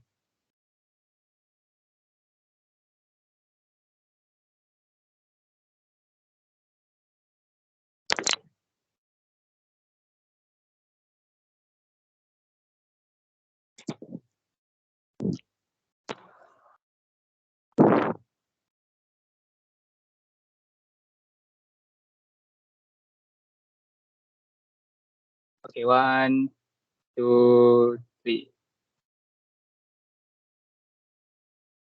Okay.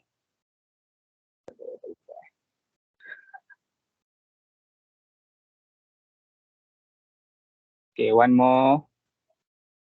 1, 2, 3.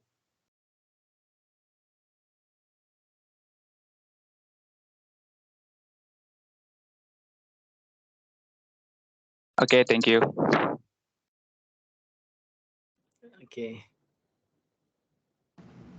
Alhamdulillah, we have come to the end of the event. May Allah grant His blessing to us for joining this program. Ramadan Kareem, nakhtatim bihadha al-qadar. Let's end with tasbih kafarah and suratul Asr.